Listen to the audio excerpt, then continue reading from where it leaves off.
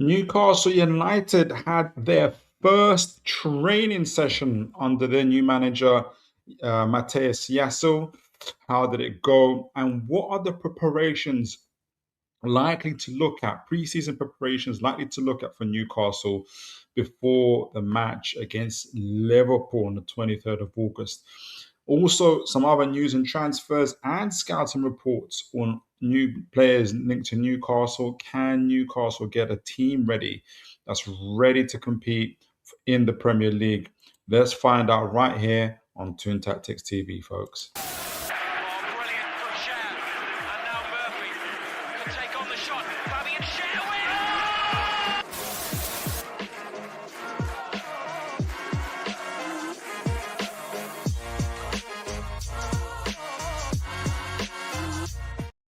All right, folks. How are you all doing? I hope you guys are blessed. I hope you're having a great evening, afternoon, morning, or day, or wherever you are, whatever you're doing. You could have been anywhere in the world, but you chose to be here with me. God bless you guys. I'm super excited about the show tonight because we are going to be talking about pre-season preparations. I was watching and I'm sure you guys have watched the training video and all that's been involved in it. I won't lie, there's some cringy stuff from our media, like you know, some of our journalists, like Luke Edwards, are saying, "Oh, the aura around him, the aura in terms of Yasser." I'm like, that's so cringy, man. Jeez Louise. But anyway, it did make me think about preseason preparation. Made me think about obviously about what preseason actually means first of all, right? And then preseason preparations and integrate that with the preseason preparations, kind of what to expect and what to see. So I've got a whole kind of a timeline and everything else. I want to do with you guys to see where things are at. Then we're going to look at parts of the training video as well. See what people have spotted, what people have enjoyed about it. And then we're going to do a scouting profile on a player. I forgot who the player is. Who did I do? There was a player I wanted to do. I forgot his name now, but he's going to be a good player. Who's my player? As well as actually other transfer links, which I couldn't complete. Who's my player? Assan Ouedraogo. We're going to do a scouting report on him as he's been linked to Newcastle as well. But there's also a couple other links that we're going to discuss as well. So before we get into it, make sure I want to say hello to the chat. Thank you all of you guys who liked, shared, subscribed. We had a fantastic show on Tuesday. Great turnout, great folks coming in, I'm sure. And we're already heading for a great show already. Good to see my man Pro Clubs. God bless you, sir. Said hi. Good to see people saying hello to each other. Gordon Bennett is here. God bless you. Says, evening, Phil. Been here before, but changed my name so you'll think I'm new. You just want the blessing. God bless you anyway. So good to have you. Great to have you. I had a fantastic show on Tuesday. My man Kevin Hawthorne's here all the way from Lakeland, Florida. Good to see you, sir. Hope you're well. Manu Koné. That's the other guy I wanted to talk about. We'll talk about Manu Koné. I didn't do a scouting report on him just yet. I want the news to percolate a little bit more because I need it a little bit more because with Manu Koné, the first link I heard about Manu Koné is actually watching Mark Goldbridge. But then Mark Goldbridge, it came from his link, but he didn't say it was Manu Koné is going to Newcastle or anything like that.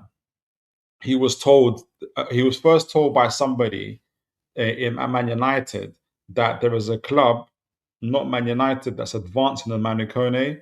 This was obviously during the time when we just saw Bruno Guimaraes, so a couple of days ago, a day ago.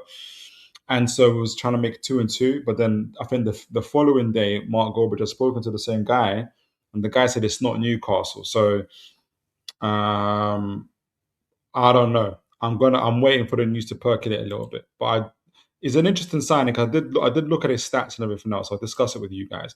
James says, good to see my man. James said, God bless you. Says, I don't know why. I probably feel a lot more excited on how the training video looked, to be honest. It showed Promise team being excited.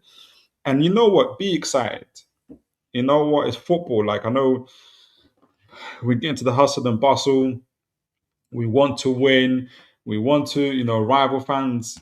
and us bantering each other. It gets a bit serious. We can get angry, all these things and that. Be excited, like also be excited. That's what football's about, man. It's actually meant to be entertainment. It's meant to be fun.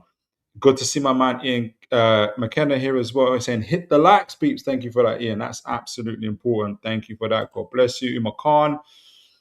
Philip, who replaces Bruno G? That's a fantastic question. We're going to be doing a scan profile today on a potential replacement.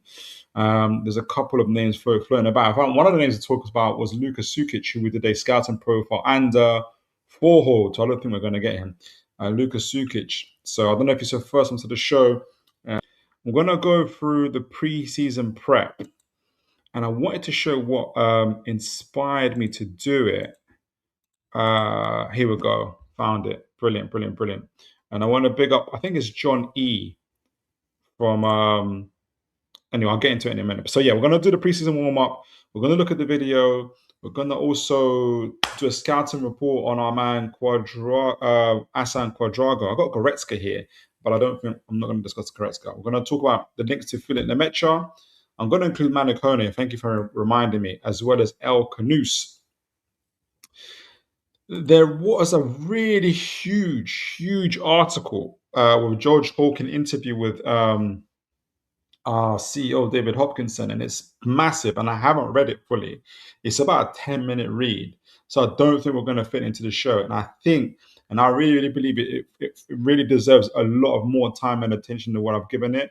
So I'm not going to give it. I'm not going to give it a disservice. I'm not going to give you guys a disservice of kind of flying through it without discussing certain things first, because I just think there's going to be too many bombers that are going to come from it, or kind of at least talking points that are going to come from it. So I'm going to do it on Tuesday with you guys anyway to get it with you. But I want you guys to keep it in mind, because I think a lot of the times when we get articles like this, and we've had it throughout the season, actually since January, my man James will know, and others, because we do it on this show. We literally read these articles, especially, line by line, and we talk about it and discussion, because it's especially when it comes to the transfers, and it set the policy from January was doing this. It set, we knew, we kind of had a kind of a framework idea of what the transfer windows was going to look like by reading these type of articles.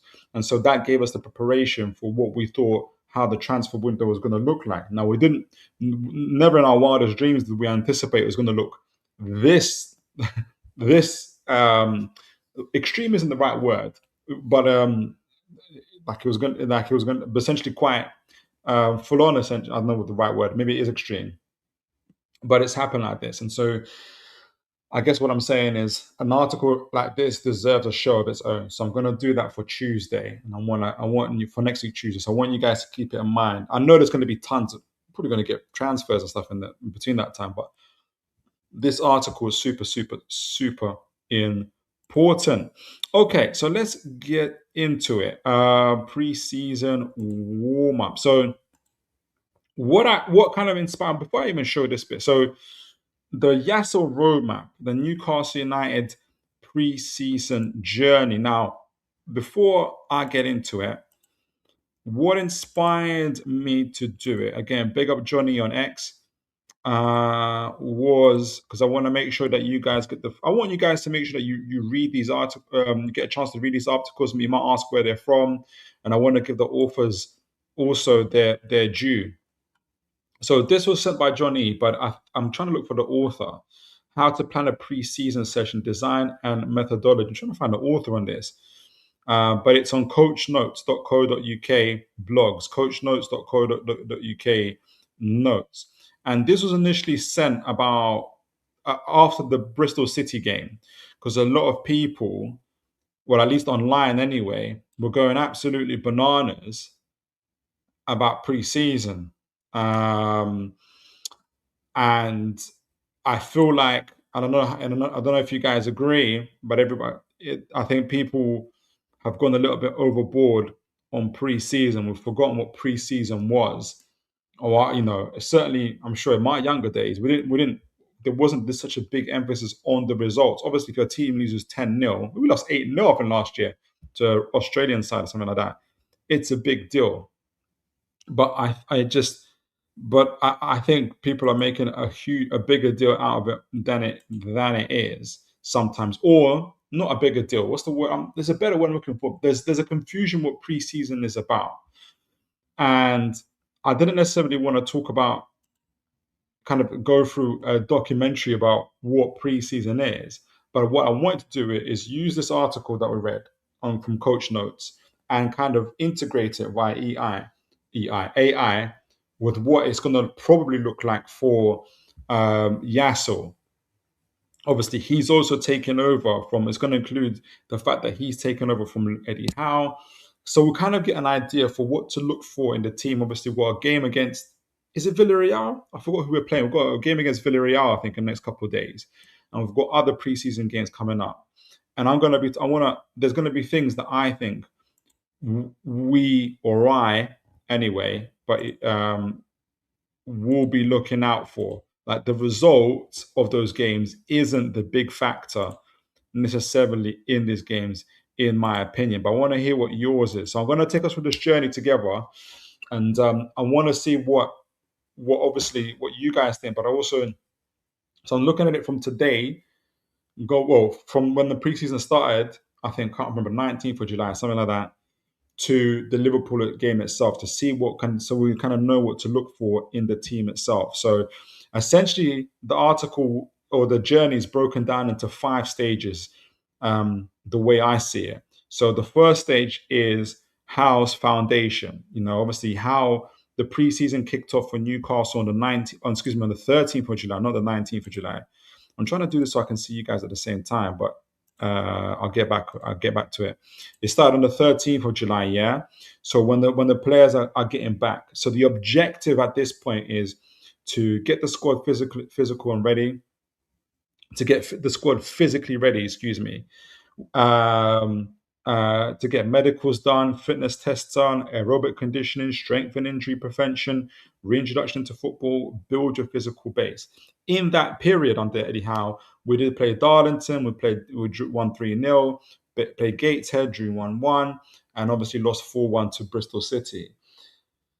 But the objective in all this time is to get the squad physically ready. So my main thing is that, for me anyway, as a fan, I'm not judging the results. I'm not judging what the possession necessarily is like, or individual mistakes or score lines, or anything like that. But I am trying to be looking at, what I am looking at is the team being physically ready, as well as looking at then going on to stage 2, when obviously now where Jaissle's at, he's taken over Newcastle. This is from the 13th of July onwards, but he's taken over Newcastle. When was it now? 4th of August, 3rd of August.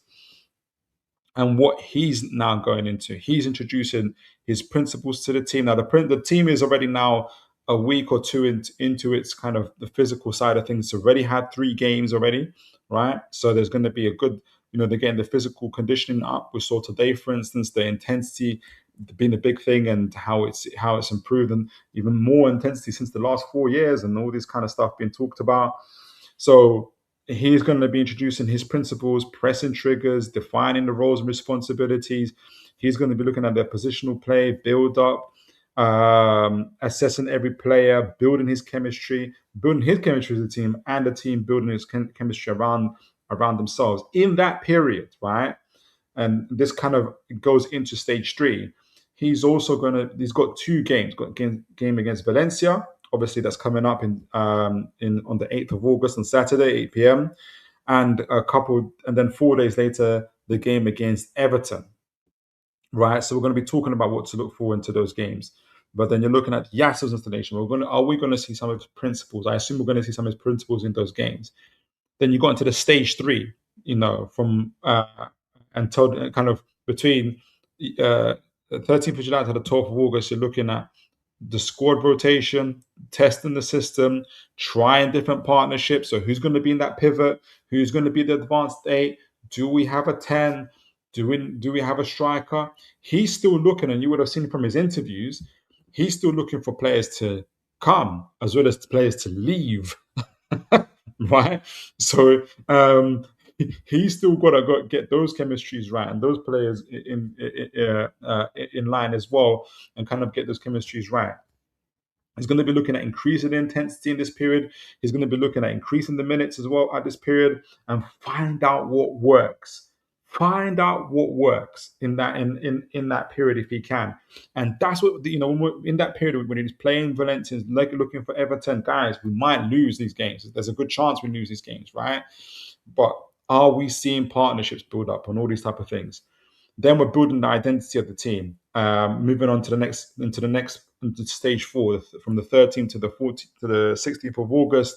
We're beginning to see. Hopefully, we're beginning to see what our strongest 11 is, what the patterns of play is, tactical identity, fitness, all these type of things, and hopefully, we'll begin to see that in the Malta I forgot what they call it, the Malta Cup at St James's Park, when we're playing over that 2-day period, playing both Bayer Leverkusen and Strasbourg. And I'll be there, guys, by the way. I'll be in Newcastle as have been for the last 3 or 4 years, especially for the preseason games.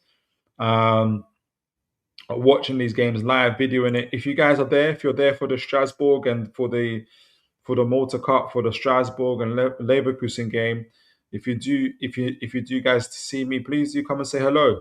Please do come and say hello. Yeah, so we're going to be looking for these things, and then obviously, then we get into the actual. Well, we're actually looking for the results. On the 23rd of August, we'll be playing Liverpool at St James's Park, 5:30 p.m. This is where we're looking for the team to be fully match fit, to be fully prepared. We're looking to see a clearer style and identity, established starting 11, pressing and cohesion, and ready to compete. So that's the introduction part. I'm going to go into the ins and outs of some of these things as well where we can. But that's what I'm looking at. That's what I'm understanding. I use coach notes. I kind of build it through the stages in terms of each and every preseason game, trying to figure out where the team is and what's going on. But that's how I'm seeing it. So I want to see what you guys are saying about that. Because I think it's important.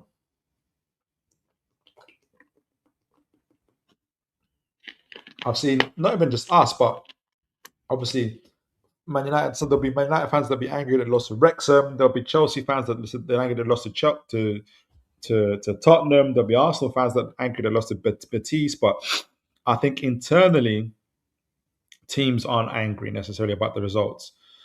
My man Lafrolo is here. God bless. He says mystery deal is closed. Source reveals update on Bruno Gomes' replacement at Newcastle from insider. I don't trust the football insider. I can't remember something to get wrong, but I expect something to get over the line for sure. But good to see you, my man. James says switched off my iPad and switched it back on. Hopefully that fixes it, but sells out other. Okay, so I'm glad you got your iPad fixed, my guy James.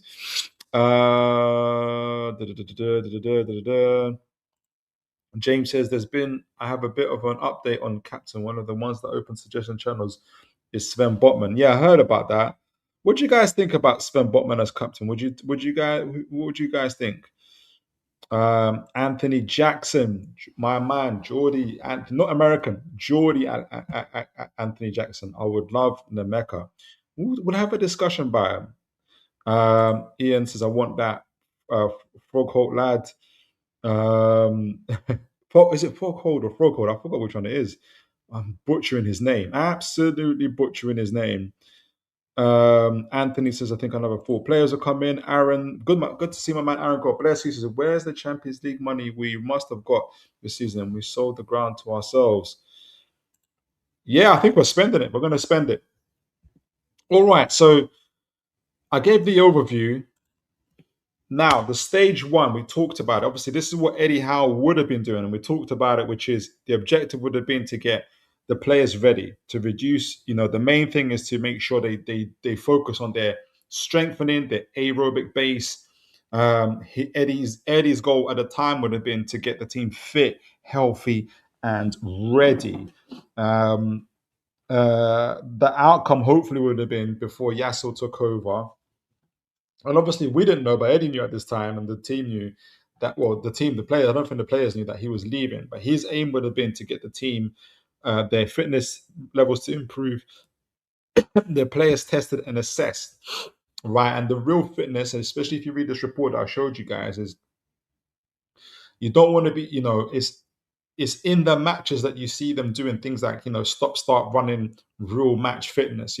They try to avoid doing that in the preseason warm ups themselves. So when people are saying, this player looked rusty, this player made a mistake, yeah, that's where they're using these type of grounds, they're using the match themselves to be able to do that, to get these mistakes, to get the cobwebs out.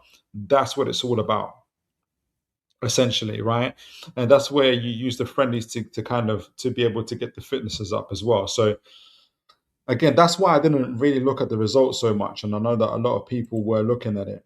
Stage two, obviously, things change now. Mr. Yasso has come in. What is good though is that Yasso's and Eddie's principles aren't too far away. We're supposed to be front footed. We're supposed to be high intensity and high pressing. Now, I know under Eddie, we dropped off a little bit in that, but this is not going to be a foreign thing to our players. Intensity is all part of what we do, right? So what all this stage is about is introducing the players to the principles, Yasso's principles, explaining their roles and their responsibilities. It's going to be, building that pressing triggers with them, introducing them to the positional play, defining the build-up patterns, assessing every player, and starting a building chemistry, right?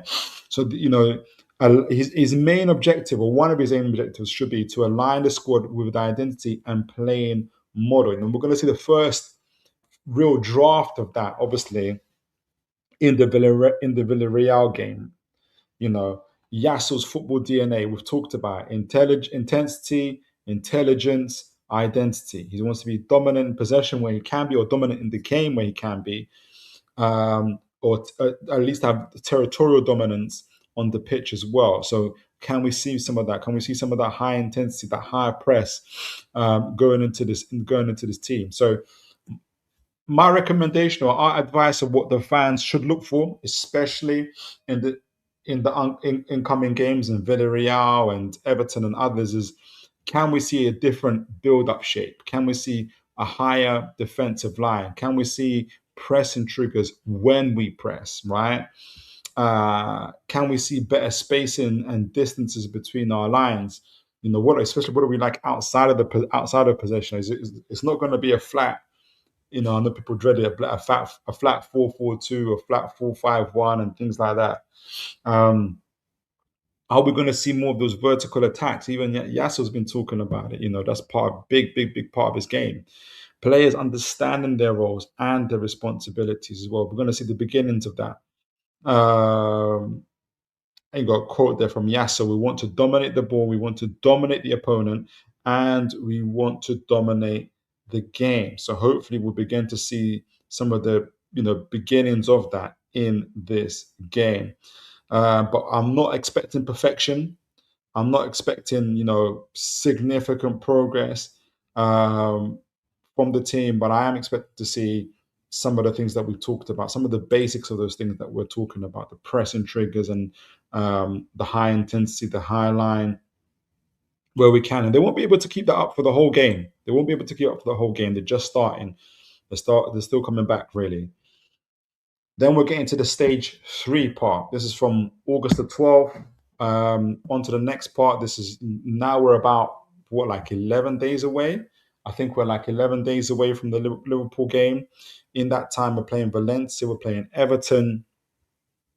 And this is going to be a period of time for Yasso to experiment, to test combinations, to refine ideas and competitive matches. Again, for me, results are secondary and development is everything. And again, players are still going to be leaving. Like we're expecting Jacob Murphy to leave. We're expecting Willock to leave. Joe Linton is a name that could leave. And we're expecting players to come in. We're going to be talking about some of those. So we've still got 3, 4, 5 players to come in. We've got a new goalkeeper. I didn't even discuss our new goalkeeper, guys. We've got a new guy behind our defensive line, a new voice, right? A new ability. He's going to be on the ball. He's good with his feet, right? That combination, those type of partnerships, right? So Yassel's purpose at this stage is to try different systems, try the styles, and we know he's fluid with that. We know he's not afraid. We know that he's going to take those type of risks. He's going to be rotating the squad. He's going to be testing the new part, and he has to do this almost like um, in a very like a like a crash course. It's going to be like a crash course. It's going to be intense, right? Not everything's gonna. We're gonna be saying things like, "Wow, that was why did he change this so far? Why was this partnership? He should have played this player. Should have played that player." But he's testing. He has to be able. He before he gets to that Liverpool game, Jaissle has to know in his mind, have a good at least grasp of what his team is capable of and what it's not capable of, what or at least a good understanding of where the good partnerships were, or maybe the partnerships that are likely to develop over time. Building that team chemistry, his own chemistry with the team, is going to be important, as well as of the other players. The players are going to be hearing a different voice, right? He's going to be understanding how to communicate. Communication is a big thing for him. If you remember, we broke down that interview. He's going to be understanding. He's going to be picking new leaders, and the players amongst themselves are going to be picking new leaders. So this is a period of intense change for the players. It's almost a blessing that, and it's probably well planned to an extent ish, that Jaissle is meeting them in Spain. Well, I was going to say away from the cameras, but the Newcastle cameras are all over it, and journalists have been all cringe and talking about his aura. But it's meant to be, he's got that intensity with they're there, they're all amongst each other for a week, chilling, resting, training. So they're going to get to know each other, hopefully, within that period as well. So in that period, I said, Jaissle will be experimenting is with systems, his pressing, his build up, midfield pairings, centre backs pairings, full back pairings, best strikers, wide forwards, his transitions, all of these type of things are going to be looking at squad rotation, and he's going to be using the Valencia game, the Everton game, to get these things to see how these pan out. So what I'm looking at, and what I think would be good for fans to look at, not the result necessarily. Do what you want. I'm just giving my recommendations. Is can we recognize the style of play? So when we do review this game, and I'm gonna be going back to these guys when we're reviewing these games. Yeah, can we recognize a style of play? Can we see better pressing and organization? Can we see improved player distances? Between goalkeeper, defense, midfield, forward line. Can we see quicker ball circulation as well as vertical use of the ball, which is what we're expecting to see? Can we see a new tactical patterns and pairing? Can we see players understanding their roles, that they know what to do? Can we see the intensity and energy levels? And if so, how long for? And can we see young players taking their opportunities? Most of them are young. Bamba, Stur, Sean Neve, and those and guys like that, all those that are there, can we see them taking their opportunity? So those are the things that I'm looking for. Before I get into stage 4, let me see what you guys are saying. I know that a few of you guys have come. Good to see another good turnout. It looks like people. Let me know, guys. Do you like guys like this time? Because this is the second show in a row. We've had like 20 plus people coming in, and which is an absolute blessing. So is this a time that works better for you guys? It looks like it is. It looks like it is. I'm gonna focus on any comments that's in relation to what we're talking about in terms of pre-season, in terms of what you're looking for as a fan, as fans kind of as a fan, to what you're kind of expecting to see from the game. Gordon Bennett says, "Did you make this, Phil?" Yeah, look, I've put that together. I don't know if you saw earlier. I put it what I wanted to merge. So I used the old AI and I merged it with a fantastic article from Coach Notes, which talks about preseason games. And I wanted to see how this would break down for Newcastle over the periods of time. So I put all of that in and kind of put my own kind of ideas and thoughts in terms of, time and scheduling and everything else. Like how would it work at this game and stuff like that. using the thing.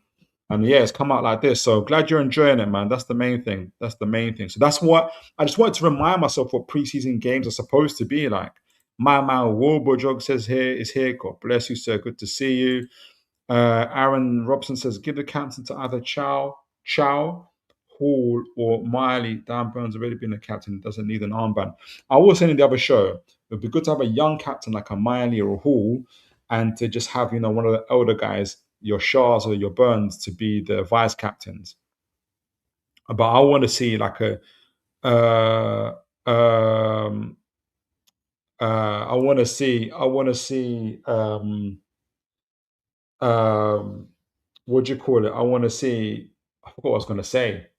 Yeah, I want to see that that risk that we're taking so far. I want it to continue. That we're taking. I want it to reflect. Um, I want it to reflect where we're at the moment in terms of what we're doing. Big up to my man Pro Clubs asking people to smash the likes. Thank you for that, Pro Clubs. Guys, please do smash the likes. I think we got. I want to say we got plus 30 likes last time as well. Don't quote me on that, but I think we did. I think that was phenomenal. My man Anthony Jackson says, yes, we can beat Liverpool. I like that. Wobblejock says, Phil, how many years left on Miley contract? Asking for a friend. Well, he just signed a new one. He's got 6. He's got 6 years. James says, oh, could we be seeing Jose Perez, our striker, on Saturday? Oh, yeah. Is he playing for Villarreal? That'll be emotional. That will be emotional. All right, so stage 4, building. This is between the 13th to the 16th of August. We're now between 7 to 10 days out. 7 to 10 days out to that Liverpool game. In between that time, we're playing Bayer Leverkusen and Strasbourg as part of the Visit Malta Cup. Obviously, that was what the old Cellar Cup was in St James's Park. Oh, I'm going to be there, guys. I'm going to be in St James's Park. Let me know if you're going to be there. If you do see me, please, please, please come say hello. A lot of I can't see you guys' faces on here. So if I see you, it doesn't mean I'm ignoring you. Just I don't know. I don't know it's you. So say hello. Give me, not. Don't give me that. Give me a nudge, like hello. Spud me. Don't give me that. Let me know how you guys are doing. But yeah, look, building identity. We're going to be 7 to 10 days out from that Liverpool game. So in this time, Mr. Matthias Jaissle, his objectives are going to be very, very clear. Have patterns and become repeatable. If we're on this show, it would almost be music to my ears, or our ears. It should be, if we're saying we're seeing the patterns of play. We know what the patterns of play are. We're seeing the same patterns of play. Yes, that means we're getting there. So by now, the principles are clear and they're repeatable. The team starts to look like a Jaissle team. The strongest 11 begins to emerge. Now, remember, I'm giving this. I don't know if Mr. Jaissle's watching this, thinking you're giving me like 2 weeks to get here. Well, before the Liverpool game, yeah, this is the time that he's got. And you want his purpose at this stage would be build a clear identity and a team that knows exactly what to do. There's something that he said in his interview where he said control the controllables. That's going to be his key. There's going to be things he can't control. You can't control when new players come in or when players exit the team. You can't control those things. All he controls with the players he has there. So with those players, what's going to be important is to embed the playing principles, create clarity in every department of the pitch, build autonomous and build automatisms, and repetitions, develop attacking patterns, strengthen defensive structures, refine set pieces. That's going to be good to look at. Attack and defend. What is our team looking like in attack and defense? I know it. All we're trying to not see is a flat, banks of 4 or 5. Essentially, we want to be able to see a little bit more and begin to see it prepare a stronger 11. If we're on here saying I think we can see who should be our pivot or who should be our advanced eights, or hopefully by then we have a number 10, or who should be our forwards. It means we're getting somewhere. We're beginning to see an emergent identity in his rest defense, in his high press, in the counter press, in the possession and structure. Number 10 role is going to be fascinating to watch because, in my opinion, we at this moment in time, as of this moment in time, unless obviously we get any bombers dropping on Newcastle at the moment, I don't think we have a profile number 10. I'm going to discuss someone that could potentially be one, and we discussed one on Tuesday in Luka Sukic, but we don't have a player that's the number 10 just yet. So how is that going to look? We're going to be looking at our attacking patterns as well. So in these games, what I'm going to be looking at against Bayer Leverkusen and against Strasbourg, is there a recognizable style of play? Are we pressing as a unit? Is there better distances and organization from the previous week? Is there quicker ball circulation? Is there patterns of play in attack? Are there set pieces and clear routines? Is the fitness levels at or near the peak, which is going to have to start heading towards that direction as the Liverpool game is 7 days out? And is there team confidence and is there chemistry? These are all the type of things that we're looking at. And these games against Strasbourg, against Leverkusen, is all about that final tuning, building that rhythm and confidence, finalizing the strongest 11, set piece, and everything else. As part of building that confidence, you could argue now maybe it's a good time to start seeing results. So if we but not. I guess the balance is not to get. So if we beat both of these teams 5-0, for instance, not to be overconfident against necessarily what's going to happen against Liverpool, because there's going to be changes. Still preseason, still friendlies. At the same time, if we lose 5-0 to both these teams, again, not to be too down, because again, it's preseason and there'll still be kinks, and there'll be still for both teams. There'll still be changes what people are trying to work out. I remember last season when we played Atletico Madrid with Diego Simeone, he changed his. I think it was in the second half, from the 50th or 60th minute, he changed the entire 11, which is crazy. I think we still lost that game, but that's what happened, So again, we got to have balance in these things. And now stage 5. And after this one, I'll go to the chat. Liverpool ready.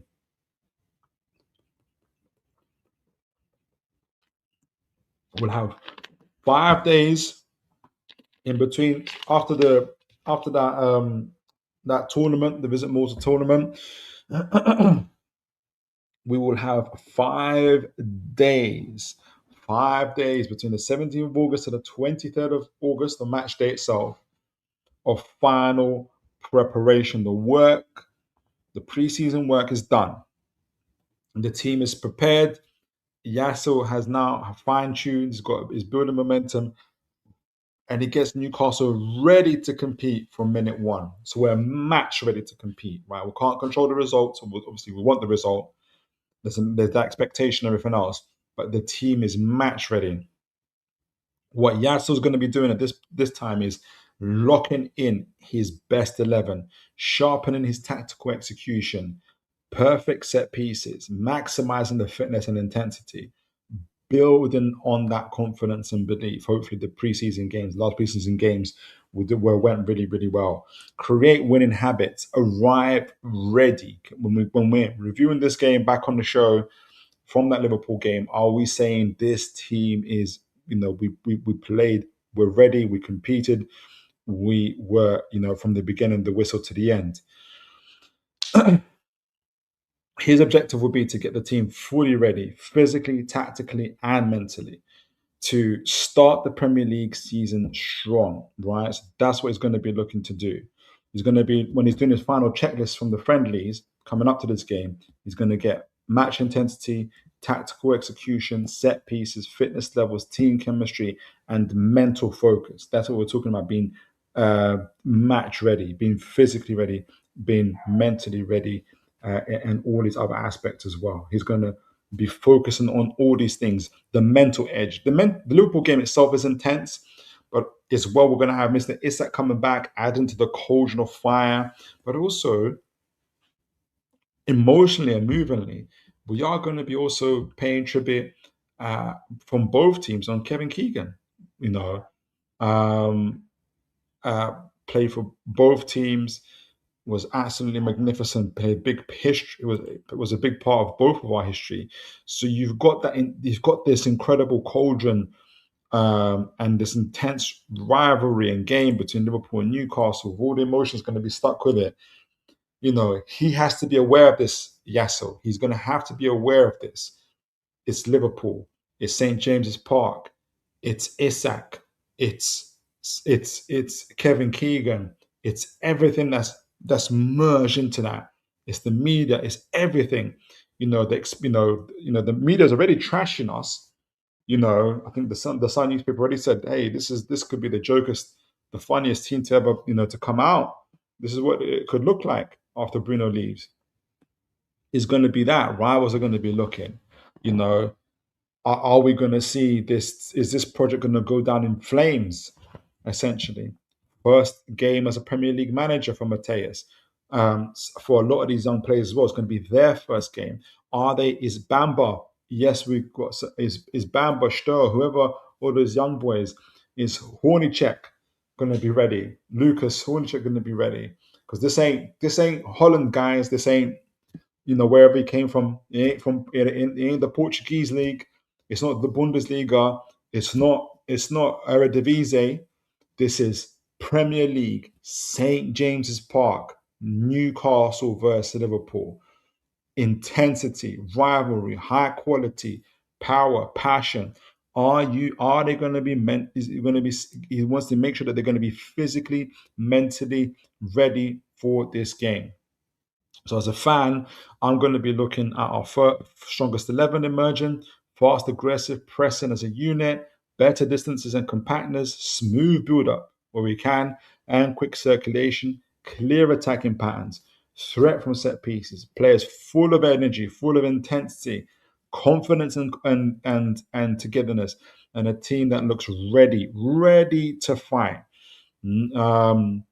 Absolutely. And it's important for us not to get distracted by results, no matter how important they are, but look at performances, intensity, and identity. That's what really, really matters in this type of game. And I think, if we're able to, when we're looking at the post match for this game, did we impose our game? Did we improve our intensity? Did we control key moments? Did we create and convert chances? And did we show belief and togetherness? It's going to be very, very important to be able to look out for these things. I'm not saying the results aren't important. Obviously, we want to be able to get one over Liverpool finally at St James's Park, right, and all that it could mean. But um, it's better not to get. It's important not to throw the baby out with the bathwater when if we don't get our way with the result. If all these other things have happened, positive things have happened, it's important not to forget these things. So, yeah, man, I thought it was important to be able to kind of share and demonstrate this. Like I said, for me, how I'm going to judge, it's not necessarily be focusing on results or possessions and individual mistakes and score lines and league table comparisons. And not league table, preseason, comparison to other rivals and stuff like that, or be overly worried or focused on one bad half. But I am going to be looking at our pressing organization, our team compactness, our ball circulation speed, our positional rotations, our defensive structures, our fitness levels, team chemistry, clear tactical dance. And those are the type of things that I'm going to be looking at in the preseason preparations. And we're going to keep a tracker of how the team is doing, you know, as we're preparing. We're going to I'm going to use a checklist to help to kind of see where we're at for each and every one of these things, judging the Valencia game, the Everton game, the Leverkusen game, and Shaz. I'm going to use this as my tracker going forward. So we're going to use this for the Valencia game when we're reviewing the game, Everton, Leverkusen, Strasbourg, and just to see where Newcastle are in this. So I'm looking forward to this. It's all going to be part of our journey, kind of going forward. So yeah, man, let me know what you guys think. Like I said, I want to big up I can't believe I can't find the author of this. It's so annoying, but it's on Coach Notes. That's coachnotes.co.uk/blogs how to coach / how hyphen to hyphen plan hyphen a hyphen pre hyphen season. So Coach Notes. Do look out for that. I want to pick up the author, but I can't find the name of the author. I don't know why I didn't put a name on it. It's absolutely just Coach Notes. Maybe his name's Coach Notes, but big him up as well. So yeah, I wanted to start off with that. Let me know what you guys think. Let me know what you guys are thinking before we move on. But it's going to be very interesting. I'm going to be. It's going to, how how Jaissle prepares his team is going to be really, really fascinating. And as always, folks, thank you for continuing to like and share and subscribing. It is absolutely phenomenal. Where is it? Where is it? I lost my place on the comment section. I'm just going to find myself.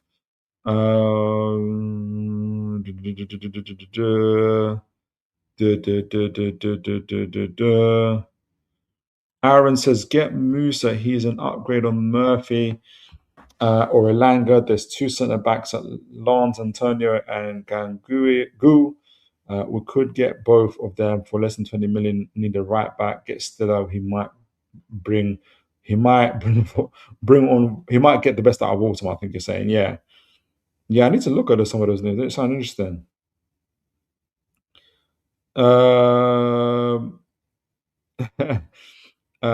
Wobo's an institution in this chat. Can't chuck him. Absolutely, he is. Absolutely, he is. Nice one, Adrian. Gordon Bennett says a little timeout couldn't hurt though. Oh, I missed something there, I think.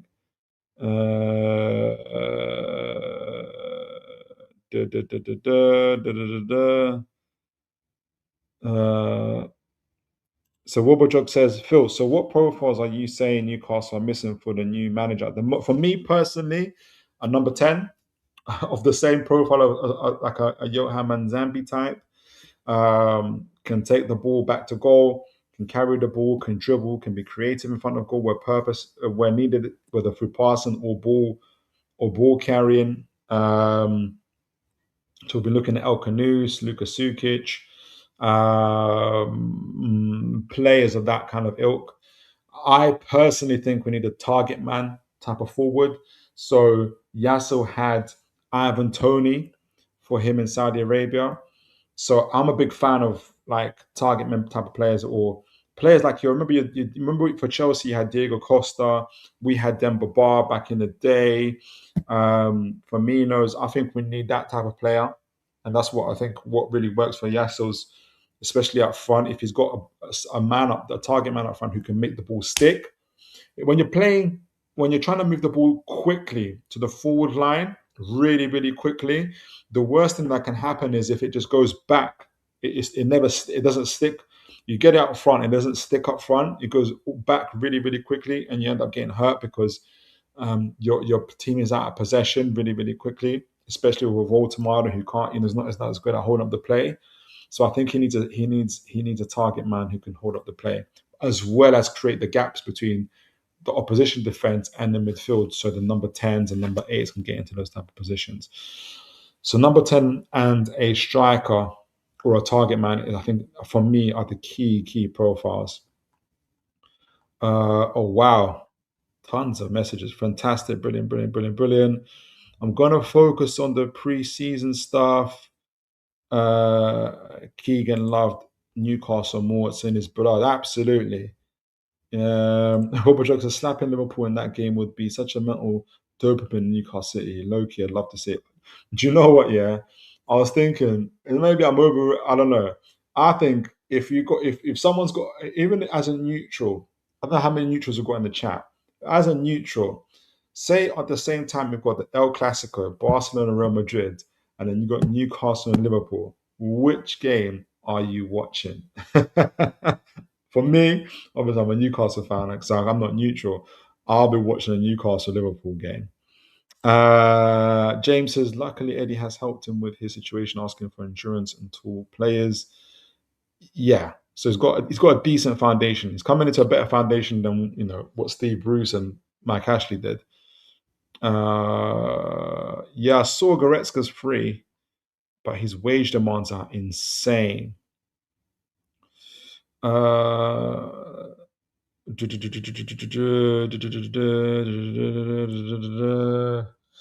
preseason stuff?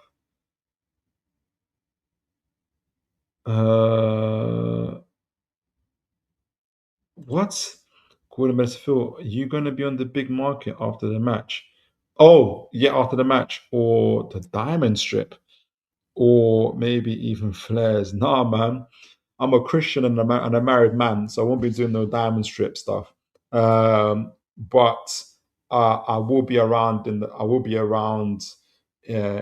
always get something to eat. There's a fantastic Chinese shop. I forgot the name of it. So annoying. But yeah, I'll be around to eat and everything else. So definitely enjoying that. Love it. Um, but the nightlife is not for me. Ian McKenna says, I dropped a pen once and I landed vertically. Nobody ever believes. This is what's going on in these conversations. Uh, uh, what did I say here? Christopher Hoss, good to see you, Christopher. God bless you, says Philip. Uh, beat beat Liverpool. Will know if he wants a new strike because Baltimore doesn't fit his. I agree. I agree. I don't think Baltimore suits his style of play. We keep on getting this thing that he's going to unlock Baltimore because they're both German. Oh, Nagelsmann's German and he still didn't play Baltimore in the World Cup. Exactly. Liverpool and Newcastle every day and twice on Sunday. Over Barcelona and Real Madrid, exactly. Anthony Jackson says, Philip, how comes you are in Newcastle? That's a fantastic question. That's on my it's on my YouTube channel. It's my introductory page. Have a look at that. But in essence, they were when I wasn't born in England. They were the first team I saw play, and I continued to follow them. And I remember when we lost to Monaco in the Champions League, I cry like a baby, and I'm like, "Geez, Louise, this is my team. I can't just be crying over every team." And it's Newcastle that I shed tears for. Little did I know that I'll be shedding more tears in the future. But yeah, man, that's how it kicked it off for me. Uh, War flags are going to be crazy. Our war flags are going to be crazy. Absolutely, Ian. Uh, Gordon Bennett said, I'll look for you in the church then, Phil. Absolutely. Absolutely. I don't know how many there are in Newcastle. There must be tons. I feel like I missed someone. Christopher Hoskins says, do you think Francolino will be an option? Every striker he had his Salzburg was fast. Neen Sesko, he had Karim Konate. Who's Francolino? Who's Francolino, Christopher? Let me know. That's what I want to know. Let me know who that is. All right, so let me remind myself. So yeah, I'm gonna be using the tracker for the preseason game stuff. Let me know what you like. Like I said, um, I'm gonna be looking for fitness, chemistry, going into these preseason games. To get ready for the Liverpool game. I'm not going to be too hung over the results. And so yeah, that's it. So let's have a look at this training session. I didn't take. I'm going to take different parts from it where I can. I didn't. I didn't have time to. I didn't have time to. What do you call it? What's the word I'm looking for? To get the key parts that I wanted. But let me show you guys. Let me go. Let me see what you guys think of it. By the way, Newcastle United, I'm going to show the training video, YouTube training video. I'm a Newcastle United fan for over 30 years. We're bigging up the show. Please don't please don't strike me. Please don't copyright me. I beg you guys, please. You're usually quite good with this, Newcastle. So I've shown tons of Newcastle material in the 2-3 years I've been doing this now. So you guys have been good with me. So please continue being good with me. I'm a Newcastle fan, lifelong. This is Newcastle United fan channel. Please, please, please, please, please, please, don't get me into trouble. I'm spreading them. Guys, please, if you haven't seen this video already, please do like and share Newcastle United visit football club video, not ours. It's on YouTube. This is Newcastle United football video. Please, please, please do that so they don't copyright me. They don't strike me. So let's spend a couple of minutes looking at it. Let's get some thoughts on it. Gordon says I must have watched it about 7 times now. Blood sad, but I love it. Bloody what? Let me know. All right. You understand it straight away? Hold on 1 minute. Let me know if there's some key parts to this of the video that you want to look at. Because I didn't look at it. So, I've seen the video, but I haven't seen the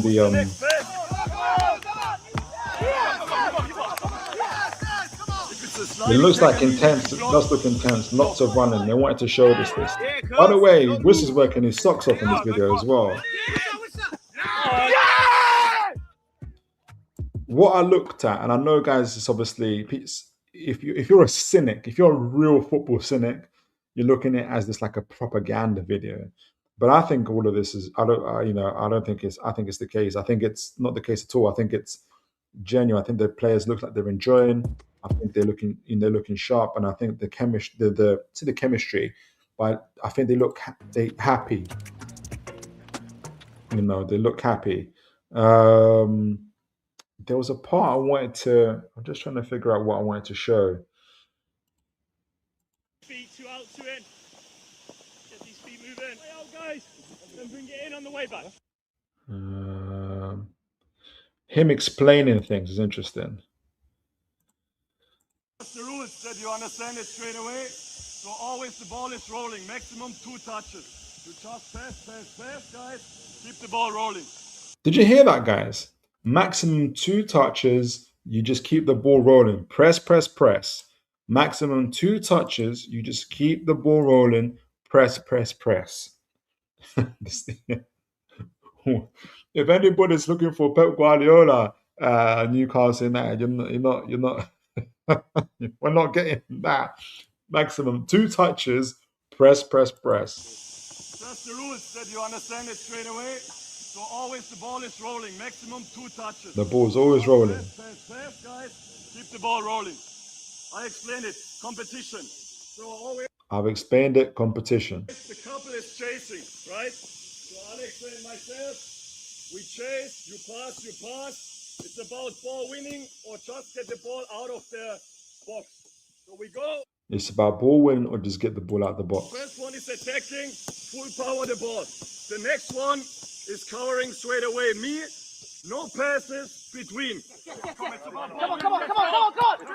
And they literally got these circles, the rondo circles. They're trying to win the ball back and then going from one to the next. Quick, keep going. Bamba looked like he was flagging there, guys. Bamba looked like he was flagging there. Bamba's going to say, welcome. Bamba, if you think that was Bamba that was running there, he looked like he was going to. I said, Bamba, if you're feeling it in the training right now, the Premier League is going to be an eye opener for you, my bub. It's covering straight away me. No, you're going to see him here. Let's go. AB, come on, spin. Come on.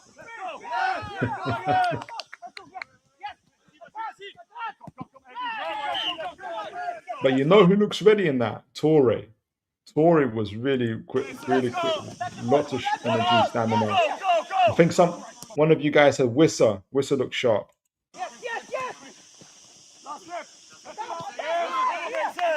Isn't that the right back? I forgot his name. The one that we bought from West Ham.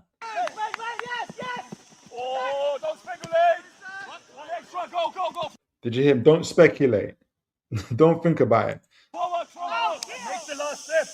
Maybe I'm not winning the ball, but my teammate, with the next pass, he arrives. So if I'm not the winning the ball, The guy behind me the next guy needs to win the ball.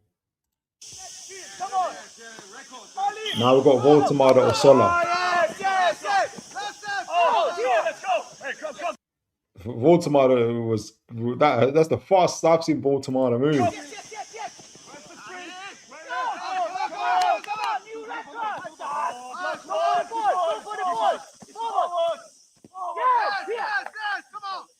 The others guys always, they support each other, they scream, go, go, go, I'm here. Use that tool. Remember, he's trying to get his principles. He's trying to get his identity. He wants his team to look like him. Lovely from Murphy. Lovely closing down from Murphy. Him and Jacob Ramsey there. Okay, then two moving up. Let's go, Marek. Don't hesitate. Lovely. Barnes and Willock. I have a feeling that I know Willock's going to get moved on, but I think Willock is a Jaissle type of player.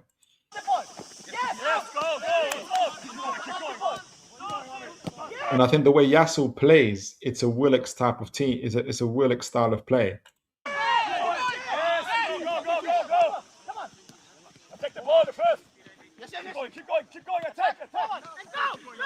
He said, keep going. They keep on hesitating. You saw him hesitating there to close him down. He goes, keep going. Like, geez, like, you can't be so scared that it's going to get past you. I think we've got some fears about what if we don't get the ball. Keep going, guys. Joe Linton's in there. I wonder what's going through his head with Bruno not being there. Come on. Keep going.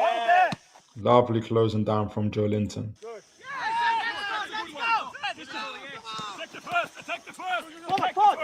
Attack the first. Attack the first. He doesn't want any hesitation here. To make this system work, this high pressing system work, to make this intensity work, they cannot, when we're closing down, when we're pressing, there cannot be any hesitation. We've seen that from some people. And I know that, I think because for some of the players' experience before, when we try to close things down and try to, we've had teams play through us. I have this feeling, maybe this is just me, that maybe it's in the back of the players' heads that if I don't get this, they're gonna play through us.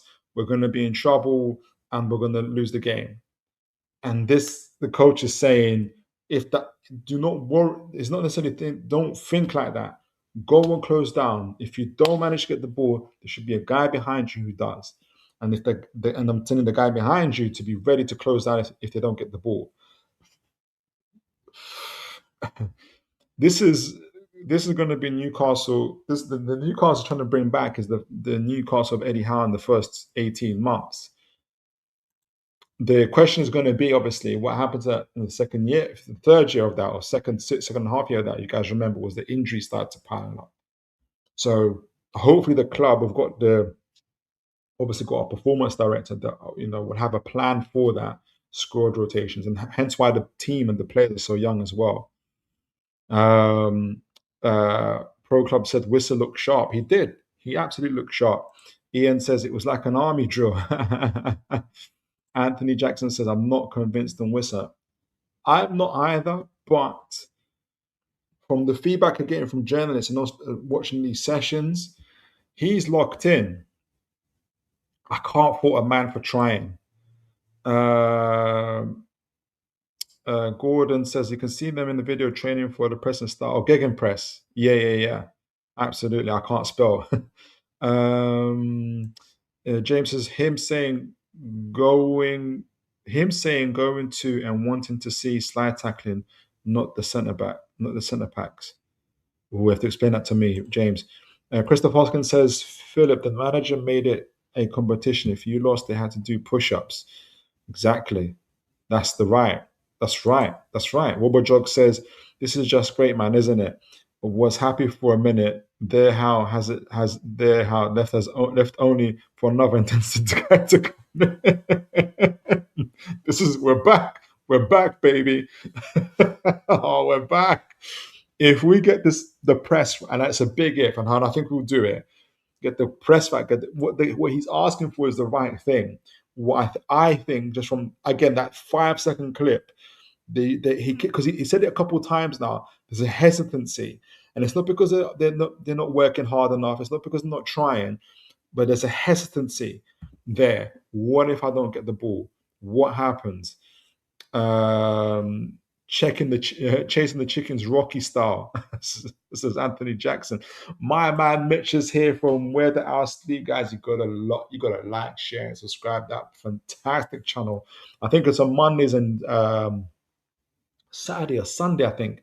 Let them know, Mitch. Let them know, Mitch, when you're on.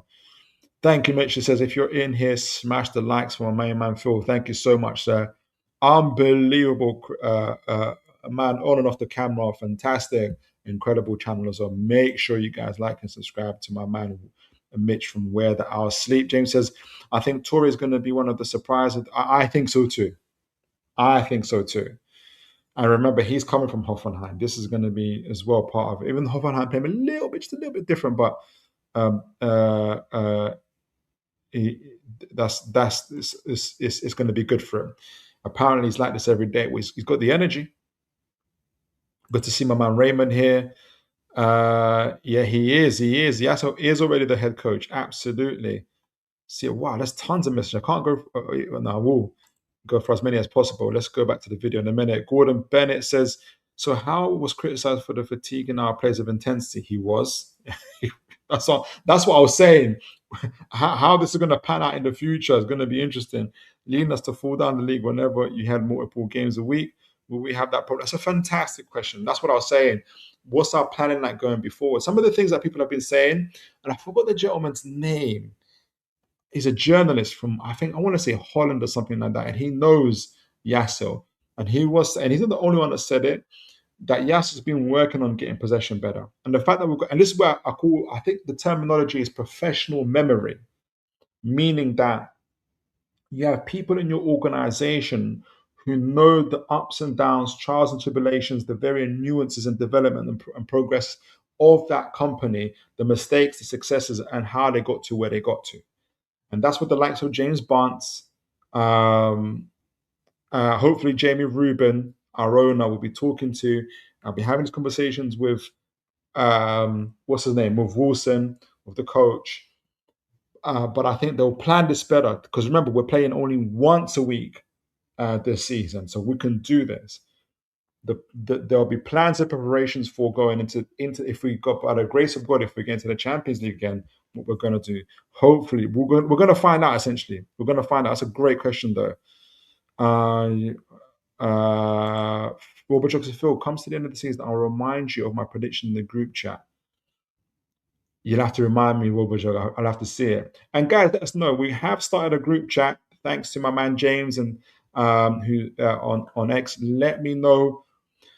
DM me on X if you want to be part of our group chat. It's a Toon Tactics TV Toon chat. Toon chat.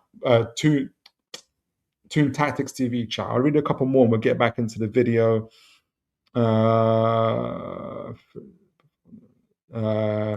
Christopher says, Philip, if these players don't perform, they're not playing. That ain't Howe and his friends. True, but I'm telling you now, every coach has his favorites. And they're usually the players that are consistent for that coach, right? And maybe the argument is there were players that weren't consistent that still played. Is our squad big enough? If Jaissle's he'll have his favorite to be the players that are consistent. He'll have but if we grow his squad more, and as the team progresses, if we grow the squad and give him options, then he'll have less favorites. He can change it up. Daniel Kane says, God bless you, says, love the beer, bro. God bless. Thank you. Thank you, thank you, thank you, thank you. Sherry Swiss, God bless you, says, so how was Nat in the back by Arab owners? Why did you say he's been Arab owners? I think he quit. He quit. He quit. Yeah, he literally says he quit. I had to leave. I'm stepping down. Um, let's see a couple more minutes of this. Uh, I'm enjoying this video. I'm enjoying it more watching it with you guys. Watching it by myself, but watching it with you guys is even more enjoyable.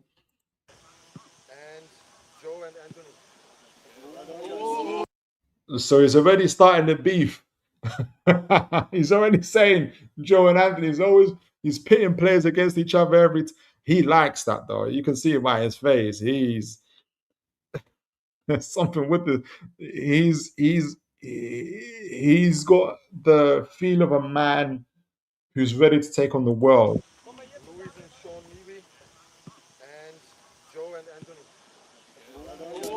Is that Joe Linton? Get down, boy! Get down, and yeah. Oh, so that's the push-ups. Yeah, cuz don't lose. Don't lose, like the back. Not at all, guys. It's really clean. Don't lose. So it's already trying to breed that winning mentality. Compete. It's good. You know, if you win, good. If you lose, push-ups. Yeah, and I want to focus on that. Let him outside. Yes. Shorten then also the distance according to his speed. If he's really fast, stay like in set place, body between ball and opponent. And really focus point as well, clean sheet. Guys, block the shots, whatever I want to see that. Yeah? If it's a Okay, this is an important part of what he's saying. I think it's the defensive part here, getting the body between getting your body between you and the player. But it's talking about the physical duels here, blocking the shots. We used to be so good at that. We used to be so aggressive in our box defending. We used to be so aggressive in that. Do you guys remember those days? and really focus point as well, clean sheet. Guys, block the shots, whatever I want to see that. Yeah? If it's a sliding tackle needed to block, block.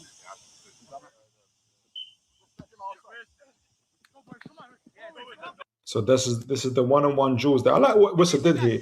Murphy did pass him, but fantastic slide jump. And remember we're defending from the front line, hence from our front line, then to the midfield and the defense. That's how we're defending. Hence why you got your forwards doing this. Score, guys. Don't make something special. If you have one chance in the game, finish it. Let's go. One chance in the game, finish it. He hasn't got time. We haven't got time to waste. Lovely finish. Who is that? One of the academy kids. Jacob Murphy and Whistler. He stumbled a couple times there. Next one, guys. If he's playing, full sprint.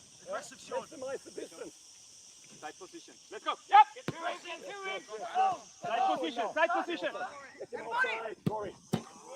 Yeah, Osola's loving this. Osola's loving this. I think the coach. I think Jaissle will love you. Osola will love Jaissle. The way the team and the structure is given up is all to his strength. Playing vertically, playing quickly, playing fast.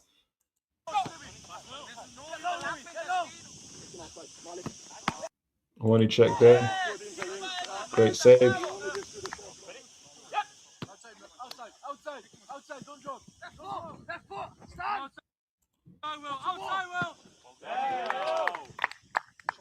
Osola got nutmeg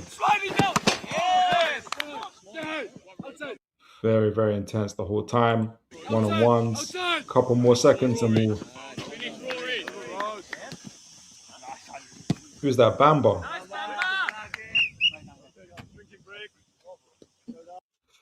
Yeah, man. So phenomenal stuff. Good stuff. You don't want to over-egg it. It's a training video. I said that after saying it's phenomenal.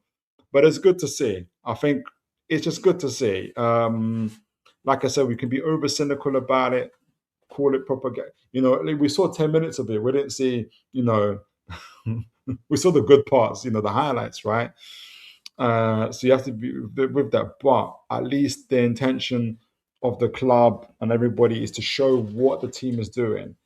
And, like I said, talking about the priest, his main aim, his main objectives are going to be to get the team to look like him, to have his principles in these early stages, to have that pressing triggers, to have those highlights, to hear him talking about the one-on-ones, to be competitive, to be cutthroat.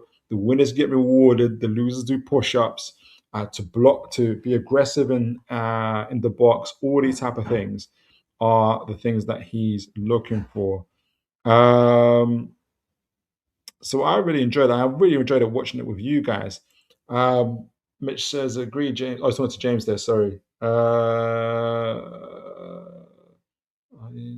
Sign Omar Mamouche. Raymond says that we should sign Omar Mamouche. I think his wages are going to be too high for us, Raymond. He said, Raymond says, Ivan Tony should follow Yasser. He should. I wouldn't mind taking Tony back, but he's enjoying those wages in Saudi Arabia. Anthony Jackson says lack of. Okay, sorry, I missed that. You guys talking amongst yourselves. The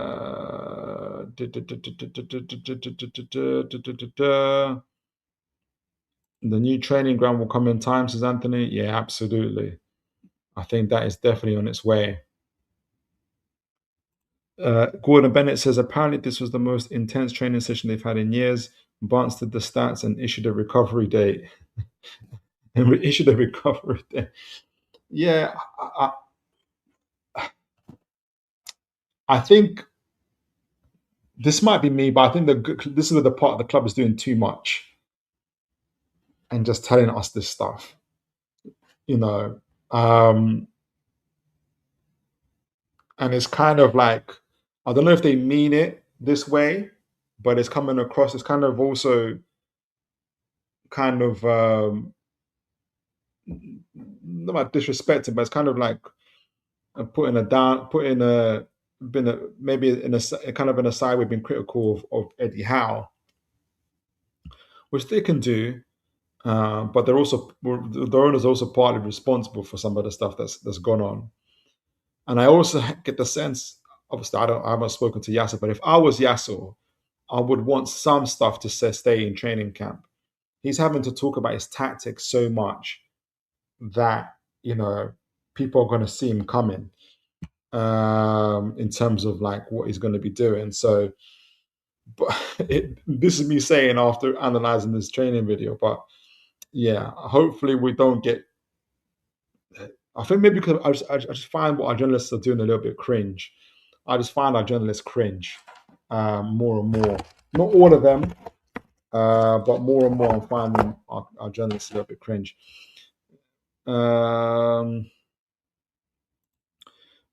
Jog says, obviously not a big enough sample size, but in my opinion, in general, an energetic young coach plus a young squad, 1984 levels of indoctrination into his philosophy should be fun.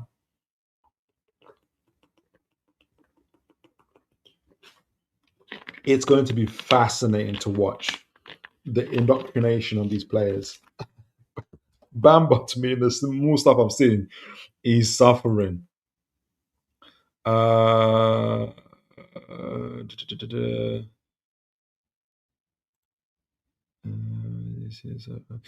James says yes, but it's a different story when you see him swap around tactics. Exactly, that's true enough, James. That's a very, very good point. Very, very good point. Gordon Burnett says, to be fair though, Phil, if we can work out his tactics, top clubs will know about it. True. And James made the point of like he is fluid, he is changing, and there is also a bit of a responsibility. I'm sure he'll understand that with so much uncertainty and destabilization, manager gone, captain gone, big players gone, the club is finding a way to communicate, right? So that's how it's doing it. Couple more, and we'll get into the scouting. Anthony Jackson says, people seem to forget you played BN Sports £1 billion I always say this, Anthony Jackson, that Newcastle didn't cost 350 million to buy. Newcastle cost 1 billion and 300, whatever that is, 1 billion and 350 million to buy because of the BN privacy stuff. Is that piracy stuff? I mean, exactly. James says you missed my comment about the player that you're wondering who it was. Who is it?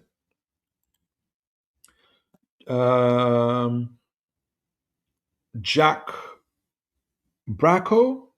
Welcome to the show. God bless. I don't know if it's your first time, but welcome to the show. It says, let me get my water. Sorry, guys.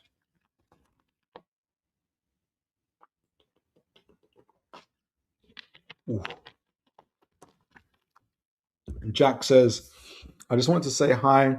It's been a long time since I last saw your stream. Okay, so you've been here before. Amazing. Maybe the Isaac saga. Oh, geez, you would have seen me in a different state. I hope you're well. Thank you. Get Stiller in that midfielder, and apparently a right winger is close to being signed. Yeah, lots of things moving. Lots of things. You would have seen me in a state with the Isaac saga. So hopefully, I'm in a better. You see me in the better light. Maybe that's why you haven't been back to the show for a year. I'm so sorry.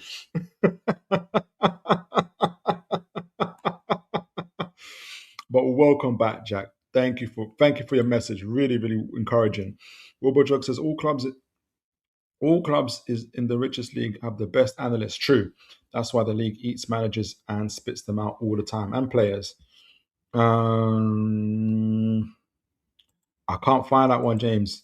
Let me know the play. Richard Rios. Raymond says he wants to get Richard Rios.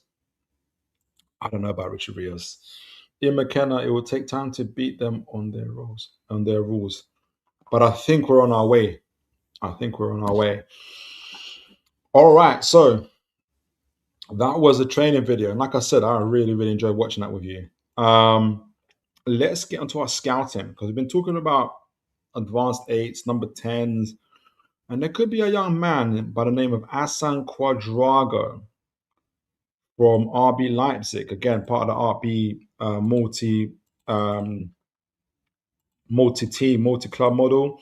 So very familiar with the style and system that Mr. Jaissle will be playing. Let's find out about Mr. Jaissle. Let's see what he's not Mr. Jaissle, Mr. Ouedraogo, and see what you guys think of him. He was linked to us via. I had the report. Did I have the report?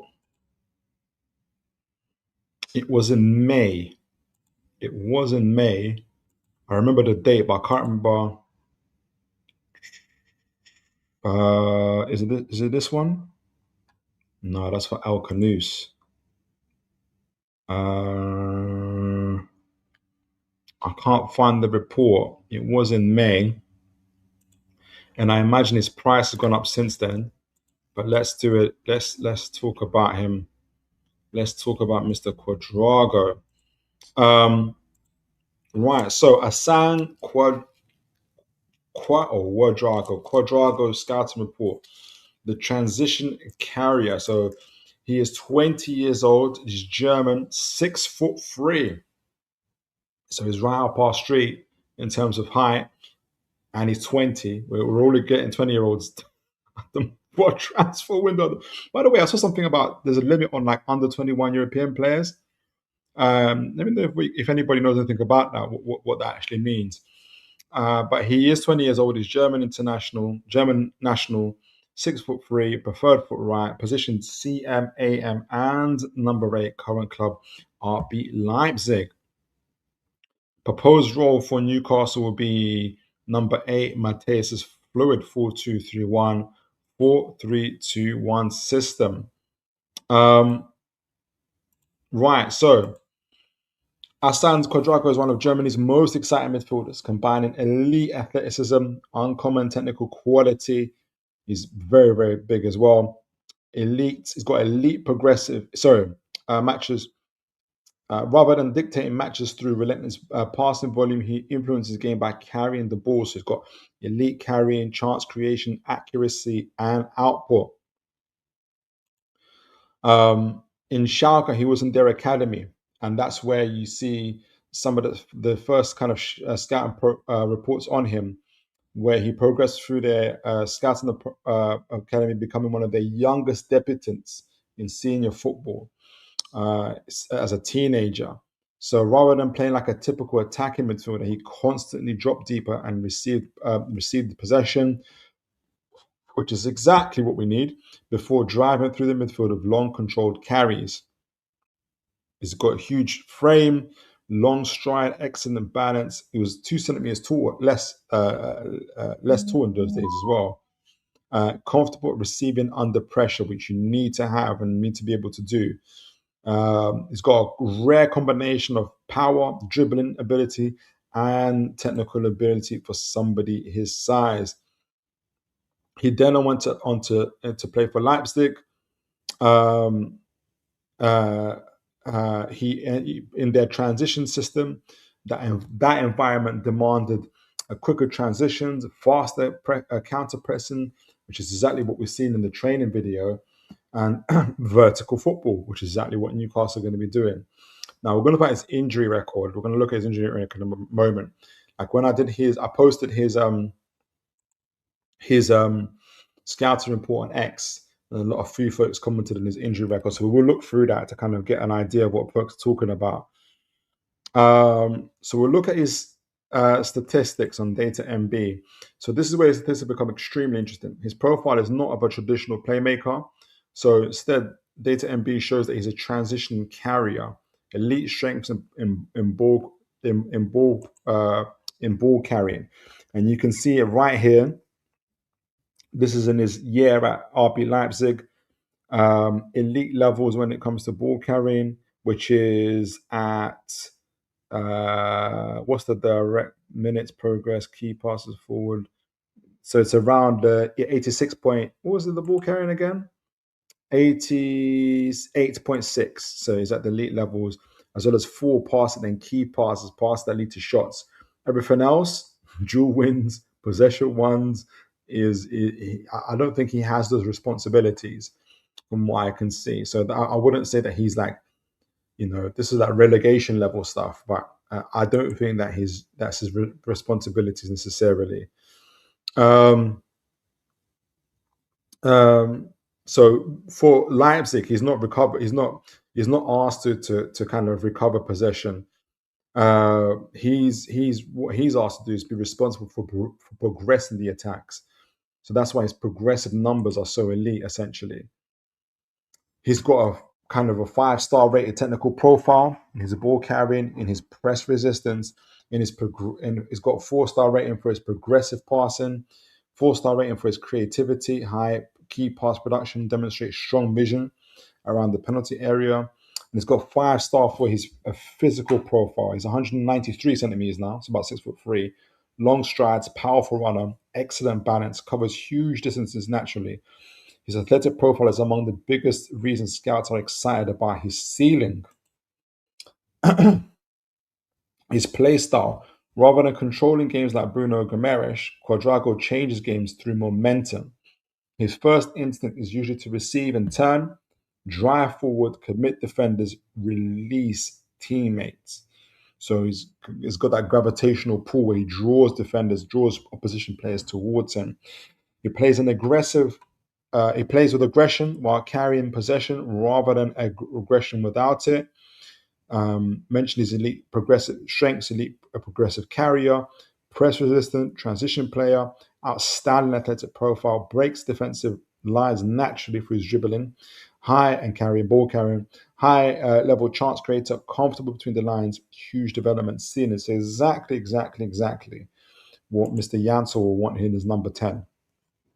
Where he would want to work at, but I don't necessarily think Jaissle will ask him to. Defensive duels, ball winning consistency, tactical discipline without possession, final third goals, and can disappear during slower possession phases, which you're not going to find in Jaissle's team. Now, we know that Jaissle wants his midfielders who can break pressure, attack space immediately, drive transitions, and support aggressive counter pressing. And Mr. Ouédraogo already developed this in the Red Bull system model. So these two should fit like a hand in glove in terms of style, play, communication, understanding what each of them are expected of each other. So hopefully the adaptation, integration shouldn't be too hard. We're going to look at his Premier League readiness, technical quality, 4 out of 5 star. He's ready that way. Tactical IQ, 4 out of 5. Athletic profile, he's got it, 5 star. Physical readiness, 4 out of 5 star. Defensive readiness, 3 out. I'll say 3 out of 5 star. Premier League readiness overall, 4 out of 5. I would maybe push it back to 3 a little bit, because it'd be this first time in himself playing in a foreign country. But if you take in consideration, rather than the outside stuff on the pitch, more on the pitch stuff, then it's probably a 4 star. So final verdict on Mr. Ouédraogo. Assan Ouedraogo should not be viewed as a direct replacement for Bruno Guimaraes, and I don't think any midfielder should be. Any midfielder that comes in, they solve different problems. Bruno controls games with rhythm, passing, and orchestration. Arsenal are going to find that out, unfortunately. Ouédraogo changes games through power, progression, and transition. His data MB profile strongly supports the conclusion reached across the scouting reports. He is an elite carrier of the ball, an excellent vertical creator, and a natural fit for a high-intensity football, while his defensive game remains the biggest area for continued development. Overall fit for Newcastle, he's a 5-star fit. Seeding Elite Champions League number 8. He has that potential. He's only 20 years old. There is a risk level, which is about medium, if you're looking at his experience and defensive maturity. So he's not going to be 5-star when he walks into Newcastle. Strong recommendation to pursue. If Newcastle build a midfield around Matthias Jaissle's vertical transition focused football, Mr. Ouédraogo would make an excellent number 8. So very interesting there. Elite ball carrier, press resistant, can play in an 8-10 role. Very familiar with the RB Leipzig model as he play with the RB club model, their philosophy, since he plays for RB Leipzig. Fantastic physicality and frame, and he could potentially be available. Let's look at his injury record before we look at his highlights. And I'll look at the chat, and then I'll look at the chat and see what you guys are saying. Hopefully, transfer market is working. It's a bit up and down. It's a bit what's the word I'm looking for? It's a bit up and down, the transfer market recently. Hopefully, it's behaving the site anyway. Well, that's transfer feed. I'll show you transfer market in a minute. But let me know in the chat what you guys think of him. Have you heard of him? Do you think he should come to the Toon? Transfer market's not working.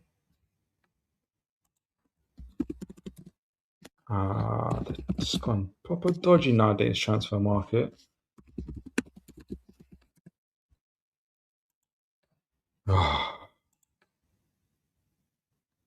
It's not working. So let me just ask for Assan Ouedraogo's injury record on the old Google.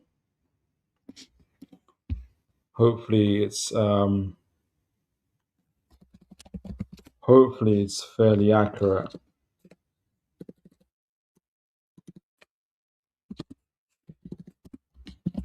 But let me know what you guys think of him. Assan Ouedraogo.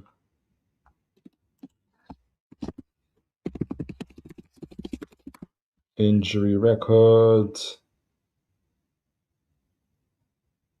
Okay, so let me show this.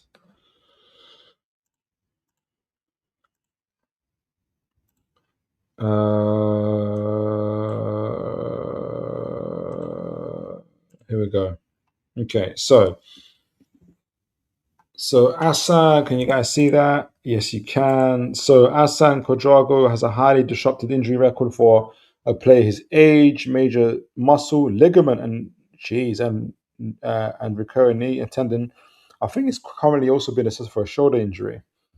Yeah, he is. August 2026, shoulder injury, suffered a painful blow during a standard trainings, ground jaw. This exact length of absence has currently been evaluated. So let's hope he's available. In January, he had the left knee tendon injury, suffered a severe structural setback against Freiburg. He was out for 76 days, missed 14 critical club matches. In 2025 to January 2026, his left knee tendon injury. It's the same knee. Is this the same knee? Injury just after his senior Jan. Wait, hold on. Is it the same knee? Left knee, left knee. Oh, jeez, that's not good. The same knee. In November 2024, severe hamstring tear suffered in early debut against Leipzig. This is when he was growing. He would have been young. 1918. Again, knee injury in 2024, right before planned competitive debut. Jeez. 2023, syndesmotic ligament tear. I don't know what that means, but it's a ligament tear suffered while playing for Schalke. I wonder if it's because he would have been like 17, 18, 19 playing men's football, and he would have been growing and developing, and his frame wouldn't have been ready. So quite a bit of injuries there. Um, are we worried about the kind of the fact that you got same injuries in the same area, the left knee, for instance? Are we saying that because this was when he was young, he was still developing, that we should have a little bit more? It's not understandable, but it's the risk isn't as high as we think it is. I don't know. Let me know in the chat, and then we'll go to the compilation video, get you guys' thoughts. Let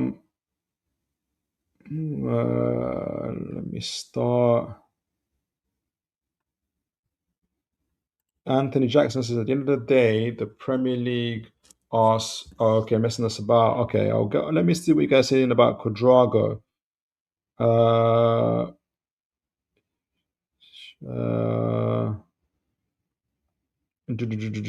Adrian says, buy him.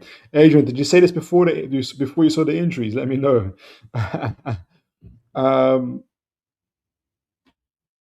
James says, we have a limit of 6 in a season. A boy, I think the limit age is 24, so we can still bring young players like the older ones. Okay.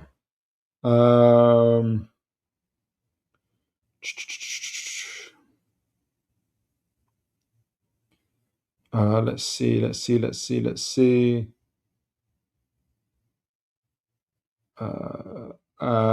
Jack says, what's his speed and physicality like?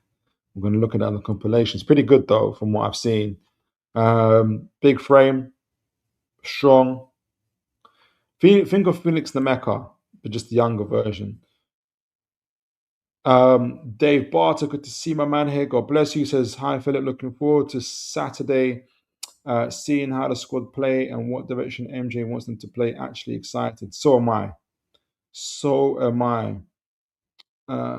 MJ, Jack says, MJ likes to play direct.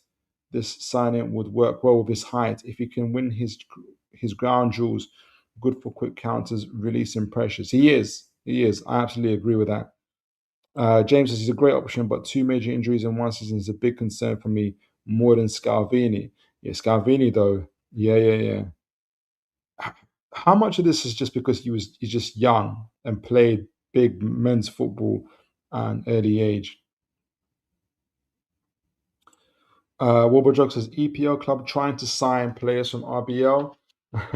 LOL, did you see what happened with Diamande, Sheshko, and Xavi?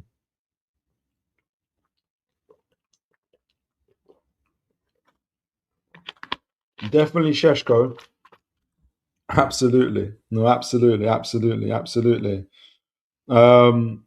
that was a wild.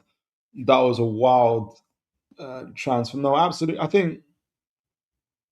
I think we have to be competitive, and I think we've got a decent relationships with RBL. Um, but yeah, if he's the man, he's the man. We have to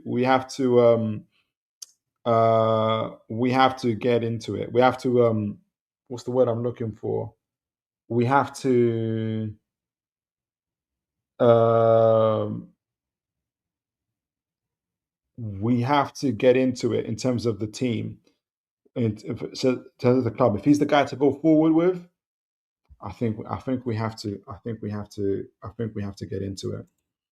Uh, my man, um, forgot your name now. My man Kunle is here saying, "Oh yeah, now man like Toon. Here he is. I think you're saying here is where you're hiding. Smash the likes for man like Phil. He's had a rough couple weeks. Um, I've been good. Good to see you, sir. Make sure you guys uh, subscribe onto Kunle's channel. Send your link, Kunle, so people can subscribe to it. Dave Barter says we have way too many injuries. Move on to the next. um, Adrian says the boy. He's changed his mind. He's changed his mind. Uh, Jack Bro says after watching his highlights, he passed the eye test, and you may not watch the highlights of us. No, I'm joking. And the stats looks amazing. A must buy, or he will get snatched up. Does he have a price? That is the question. I'm not sure what the price is at the stage. Um, that's interesting. Though. In May, it was about between 35 to 45. Um, I don't know what it would be now. Probably higher considering the inflation. Big up Anthony Jackson. Great to have you on. See you later, sir. Gordon Bennett says the best ability is availability. I agree. Jack Bro says MJ is a RB pure blood. It should help in the negotiations. MJ is a pure blood. It should help in negotiate. RB pure blood. I was thinking of like vampires for a minute. I was like, what do you mean? And then it's the RB pure blood. Yeah, absolutely. So what I would prefer. That's a good point actually in terms of negotiations. That's a very very good point. Cyward says, I would prefer him for defensive options to build this. Yeah, there's a couple RB guys that we're looking for. Cyward's not too bad, though. I'm not. I'm a little bit. I'm not sure. When I say he was through the Premier League, I just don't know. His type of number six isn't it probably fits Yassir's system, but the type of number six he is like he's not overly like press resistant. He's more like he's a destroyer type of player. Um, so it could work. Now, after seeing Bamba in training looking tired, you might need Cyward to be honest. Kunle says, uh, "Is there any legs in the Reinders talk? Do you think you can bring back his AC Milan form? I doubt there's any. Reinders' wage is way too high for us. I think that it was a mistake from City to get him in the first place. I always felt that because I don't think I think the Italian league. I think the word is maybe I won't say inflated, but I think there was a misconception on his metrics because the Italian league isn't the same as the Premier League. You get more time, more space on the ball as well. So I was surprised that City went for him, to be honest. So no, I don't believe Newcastle going for Reinders. James says maybe honest. I'm mixed opinions with him. Is how Matthias would use him is my only concern. he's not a leader, and that's another thing. Oh, I've missed that. Who are we referring to? We're getting Ouédraogo going as a number 10. We'll be better off getting I can't, Adrian. I know what you mean, but I can't see Voldemort as a number 10. I can't see him as a forward. James says there was, but it's saying that we're watching him at the moment. Maybe we will get him towards September.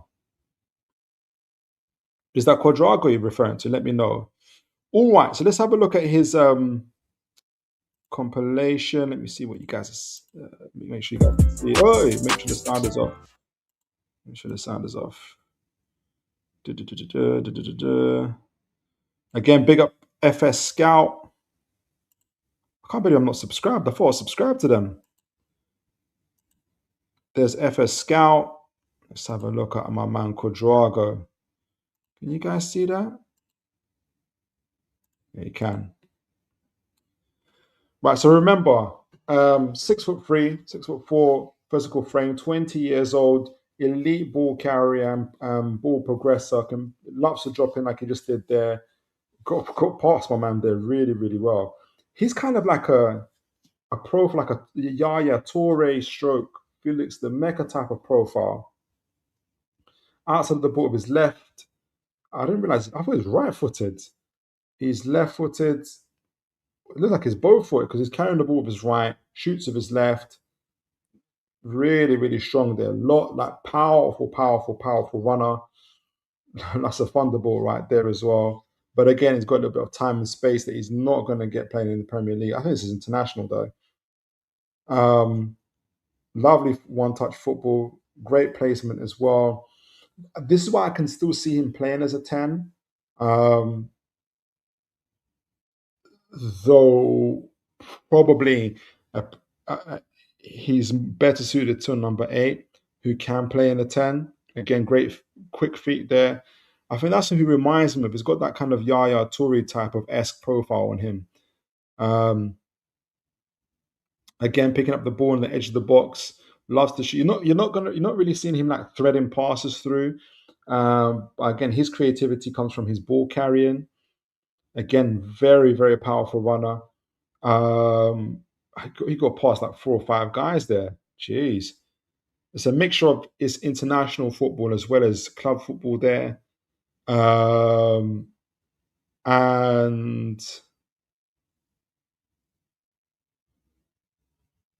lovely take, lovely goal there as well. Got a lovely first touch, skipping past his man, a little back heel pass as well, run into the space. Really, really good. Back to goal as well is really, really good back to goal, which is where maybe the temptation could be in playing him as a number 10.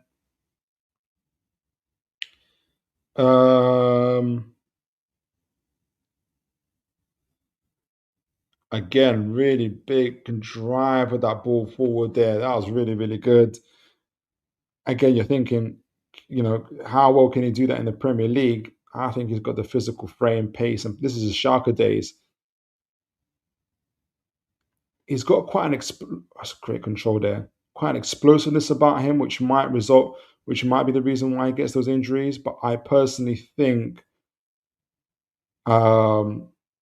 it's because of his age and he's still growing. Show a couple more. Show him defending there, shoulder to shoulder. Lovely take on the first touch there as well. Passes man. Good physicality. Wins the ball up high. Brilliant. Great stuff there. Going to take it on there. Uses body well. Lets the ball get past him. Should have passed there. But yeah, let me know what you guys think. Let me know what you guys think.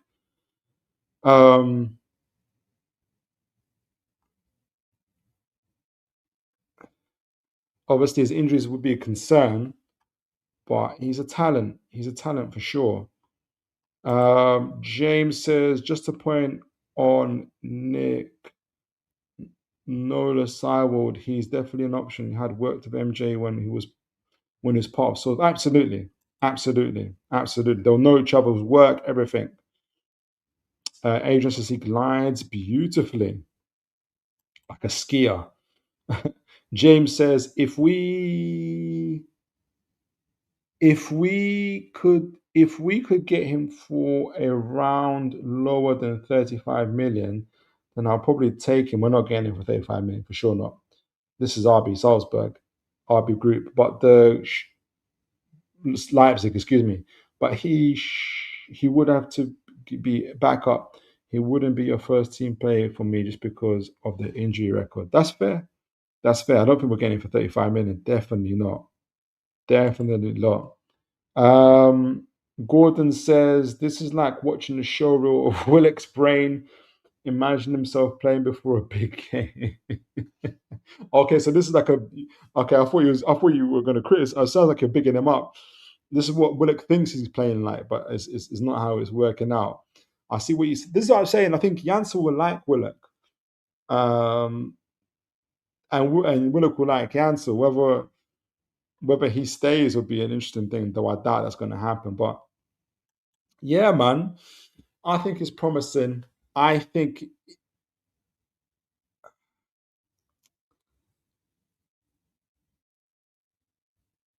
he's not a direct Bruno replacement for sure. I think we need an older player. But um,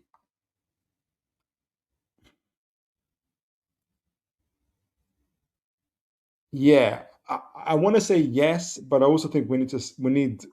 I feel like we need a. We're going to get two centre midfielders anyway, but I feel like we need an older, more experienced player as well alongside him. But um, I think he looks promising. I definitely think he looks promising for sure. Um, right. So, but thanks for letting me know, guys. Let me know your thoughts, and thank you for all those that are liking, sharing, subscribing. And if you haven't already, please do so. Now, what is my next news? I wanted to talk about a couple links to us before we wrap things up. What is this? That's from the previous show. Okay, so let me get a drink. Something to eat.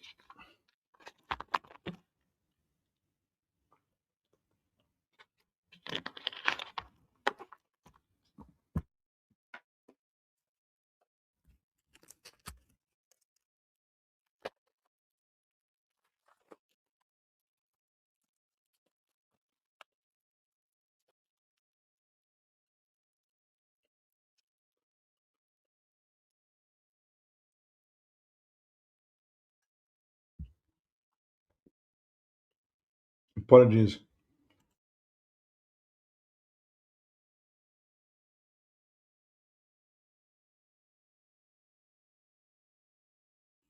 I had to get my energy levels up.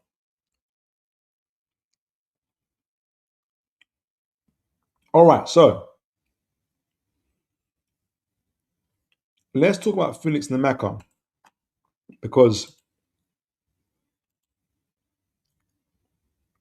and some of the other transfer links as well, because he has been linked to us left, right, and center. And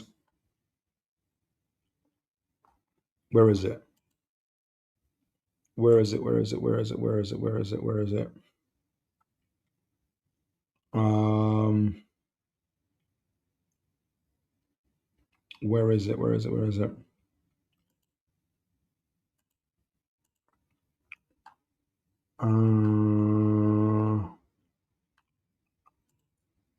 Here we go.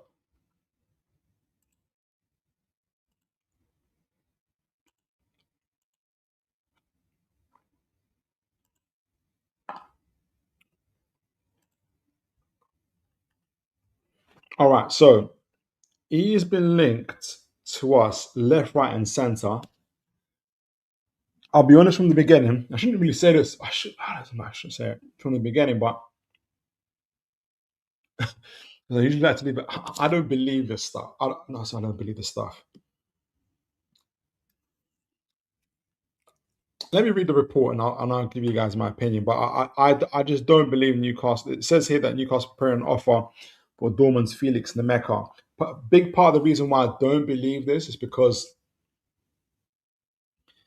and because I know what the answer would be, or the response would be, is why do you believe this particular source?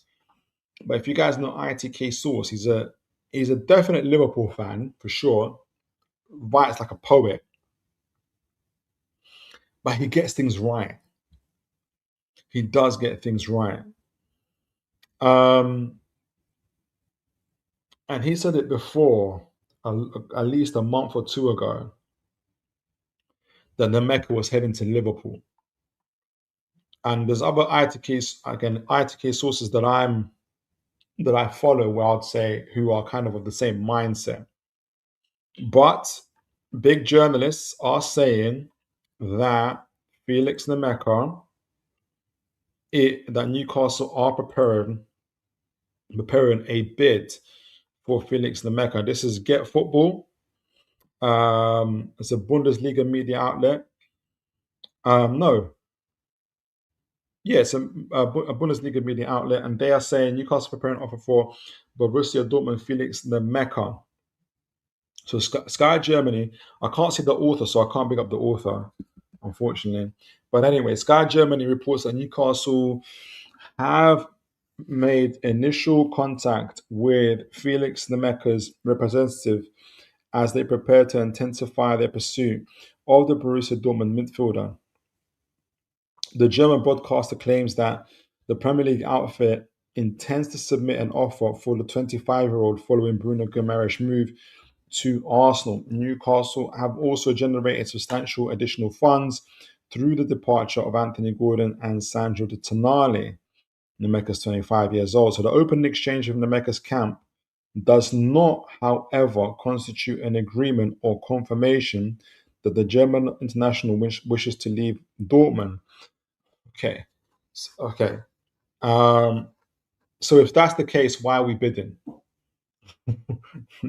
If this is true and we haven't got an indication that the player wants to leave, why on earth are we bidding? I don't think we are bidding. That's the whole point. That's the whole point.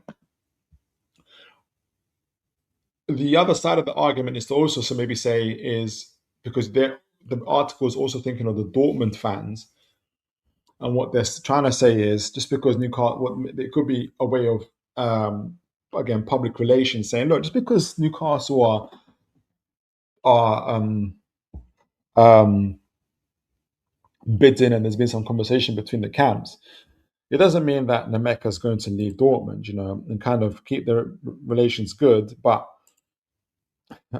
maybe because I don't believe that Newcastle are preparing a bid. That's why I, I'm not that wrapped up into it. Sports Build reports that the midfielder is not currently pushing for a move to St James's Park. I know. I'm pretty confident in that. Dortmund remain equally determined to retain him.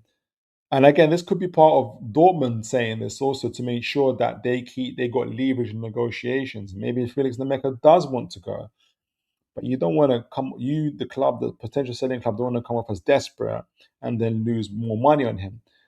But again, because I don't believe that we are in for Felix Nmecha, and this is happening, um, I again, I'm not sold by it, if that makes sense. Dortmund would reportedly only enter into serious negotiations in response to an extraordinary offer between 100 million euros and 120 million euros. So something between 90 million pounds to 105 million pounds, which Newcastle, again, like Newcastle aren't going to do this. So part of me thinks that because I believe he's going to go to Liverpool, that they're trying to get Liverpool to budge on they're trying to get Newcastle involved, and they're trying to get Liverpool to budge on their valuation. That's where I'm at with it. So, but it's a story that keeps on coming up, so it's important to talk about it. If for folks that are wondering why I'm talking about a transfer, I don't believe that's going to happen.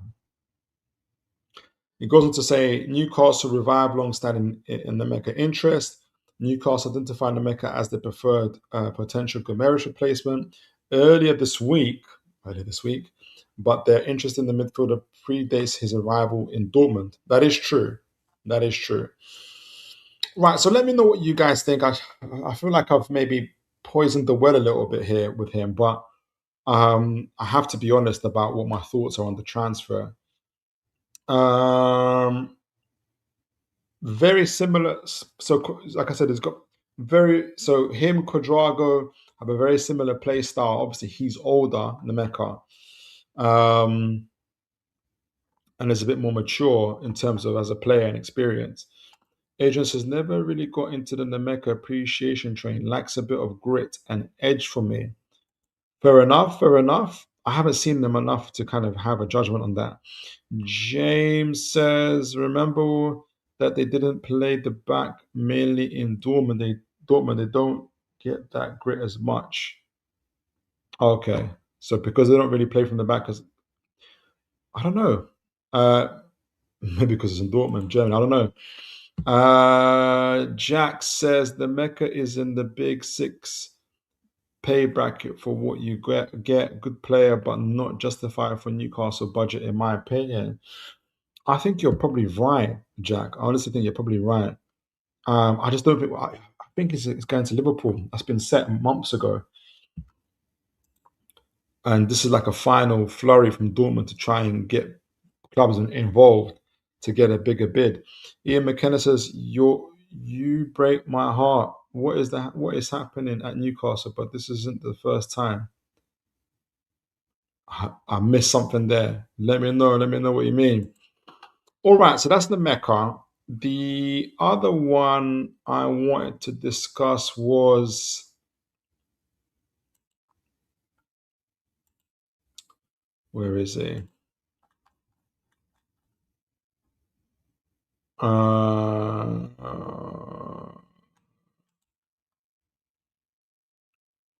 Can you guys see this? Yeah, you can.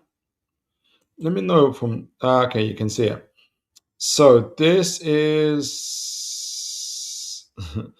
Love the title. First, Jaissle signing. Newcastle want forward who is very similar to Cherky. This is by Rob Guest. So Give Me Sport.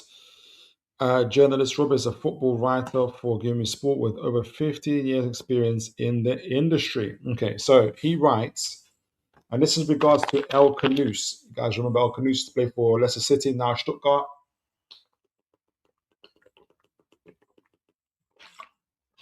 Oof, excuse me.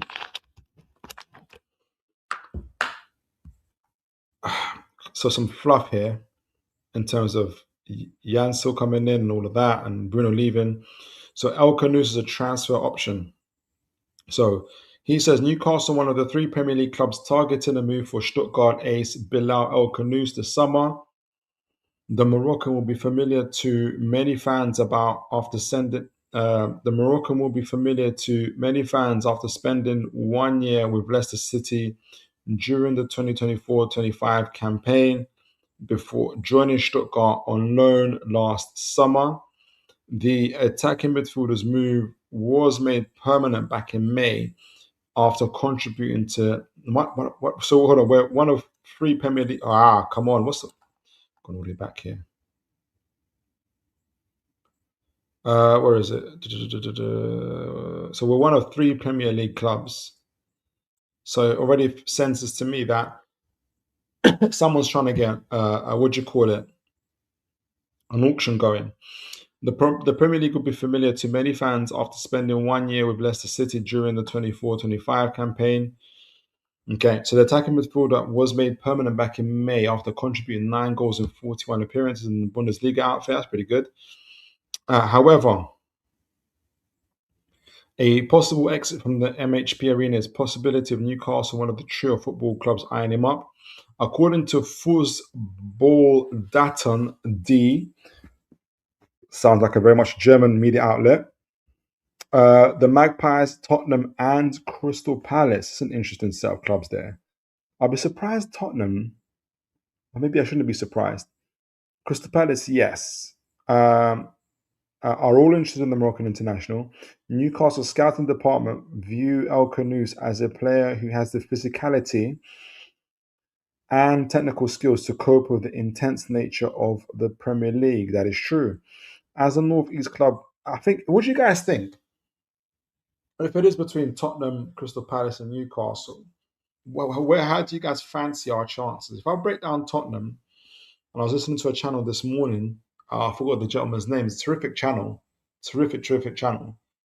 But Tottenham need to start selling players. They've spent a lot of money. They need to start selling players. They've got a lot of midfielders currently, obviously with Tonali and Fernandez as their additions, and players coming back in. I'll be surprised a little bit that they're going for El Khannouss, but I know that the Zerbi also doesn't likes to play with an advanced 8 or 10, so it is very possible. At Crystal Palace, I don't know the situation too much, but I would like to think that of the young squad we've got now and the manager and the club size and stature, that we could beat Crystal Palace to the player's signature. So if it is the case that it's these three clubs, maybe Newcastle have a 2 and 3 chance.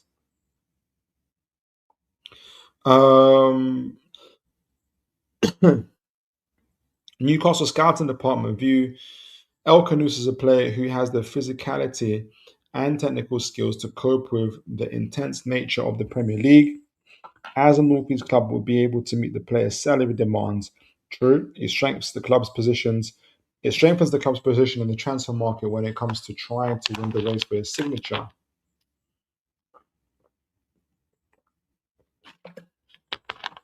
Sounds like an agent has been talking to this reporter. El Khannouss described him very similar to Ray and Cherky by Man City journalist Graham Bailey. Jeez Louise. I don't know about that. Despite the success of the player in his first year with the German club, they would be willing to sanction his exit if a bid they deem acceptable comes in for his service. So what is that bid? What bid would they take? Was Darton D report that the club's leadership would demand a fee between 40 and 50 million euros, so somewhere between 34.3 million to 42.9 million for El Khannouss, which I think is very doable. We paid something very similar for Toure. Loans or purchases, it goes on to say. So I think it's a very doable for us. And he can play in that 10. I'll show a compilation of him in a moment. Loans or purchase options below the figure are not to be considered with the direct payment or binding purchase obligation, something that will be deliberated. That's very specific. That's almost like a club agent told him this. Loans or purchase options, but it's like, when you read the small print after a credit card advertisement, loans or purchase options below the figure are not to be considered with direct payment or binding purchase obligation, something that would be deliberated. That can only be a club rep that gives that information, and very specific numbers. That's a very interesting report. Let me know. So I'll be a little bit more keen on this. Now, we've looked at Luka Sukic before, and unfortunately, I haven't created the way to kind of, I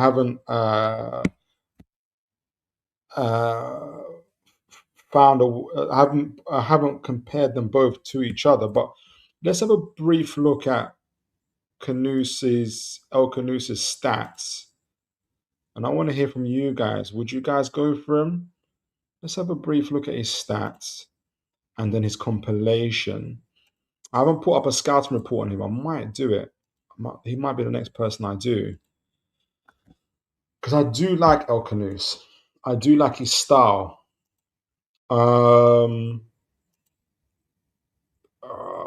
Where is it? Where's my data MB? Okay, here we go. Let me share this with you guys.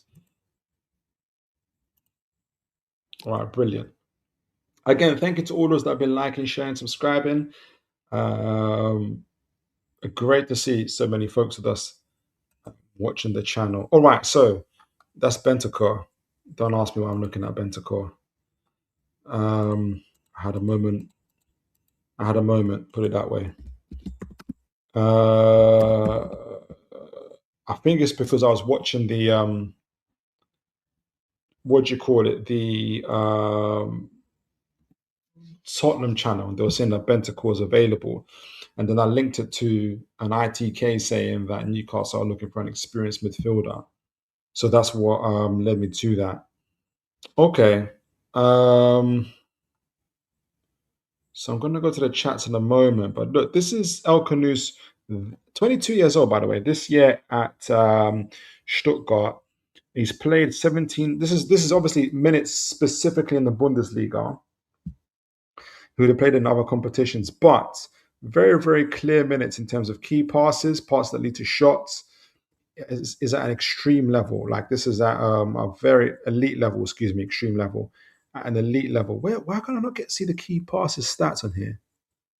Okay, 98.1% for key passes, passes that lead to key passes that lead to shots on goal, progressive passes that are 92 percentile. So he's at a very, very elite level, achieving those ones. This is added to the ball carrying. The ball carrying is at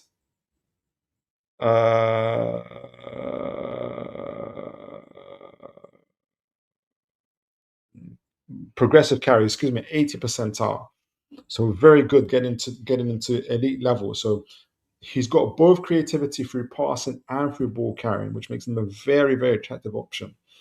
Again, his duels of possession one are very low because I don't think that's what he's been asked to do. And that's at Stuttgart. I'm liking his stats more and more, to be honest with you. And the fact that he's played in the Premier League before, let's look at him this is Leicester City season when they were the orange one is Leicester City season. This is when they got relegated. Again, ball carrying is in the elite level in the Premier League.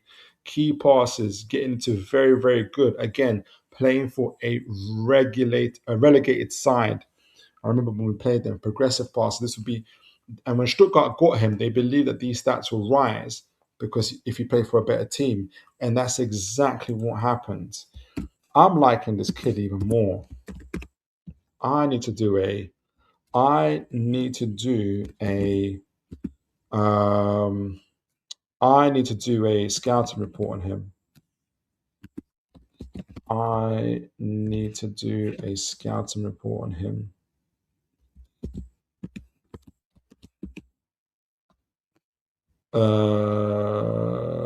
So that's Stuttgart, Leicester City. This is him at Genk. Let's see the Genk one.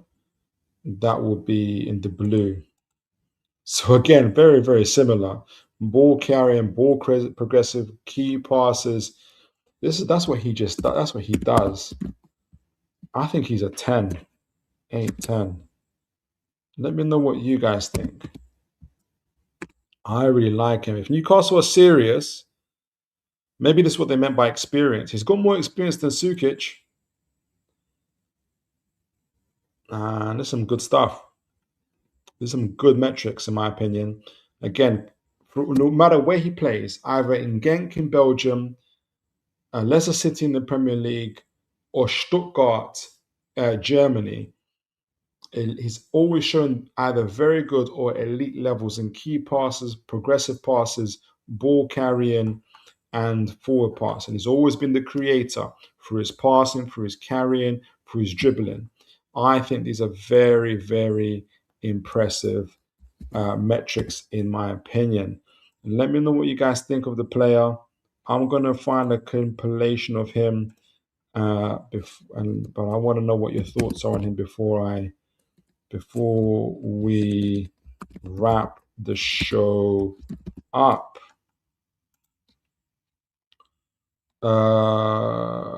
That's the Bundesliga. Brazil Scout. You know I love my Brazil Scout stuff. Okay, so oh wow, tons of comments. Thank you guys for liking, sharing, and subscribing.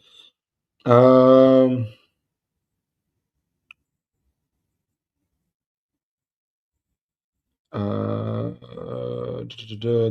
me know what you guys think of Bilal Khannouss.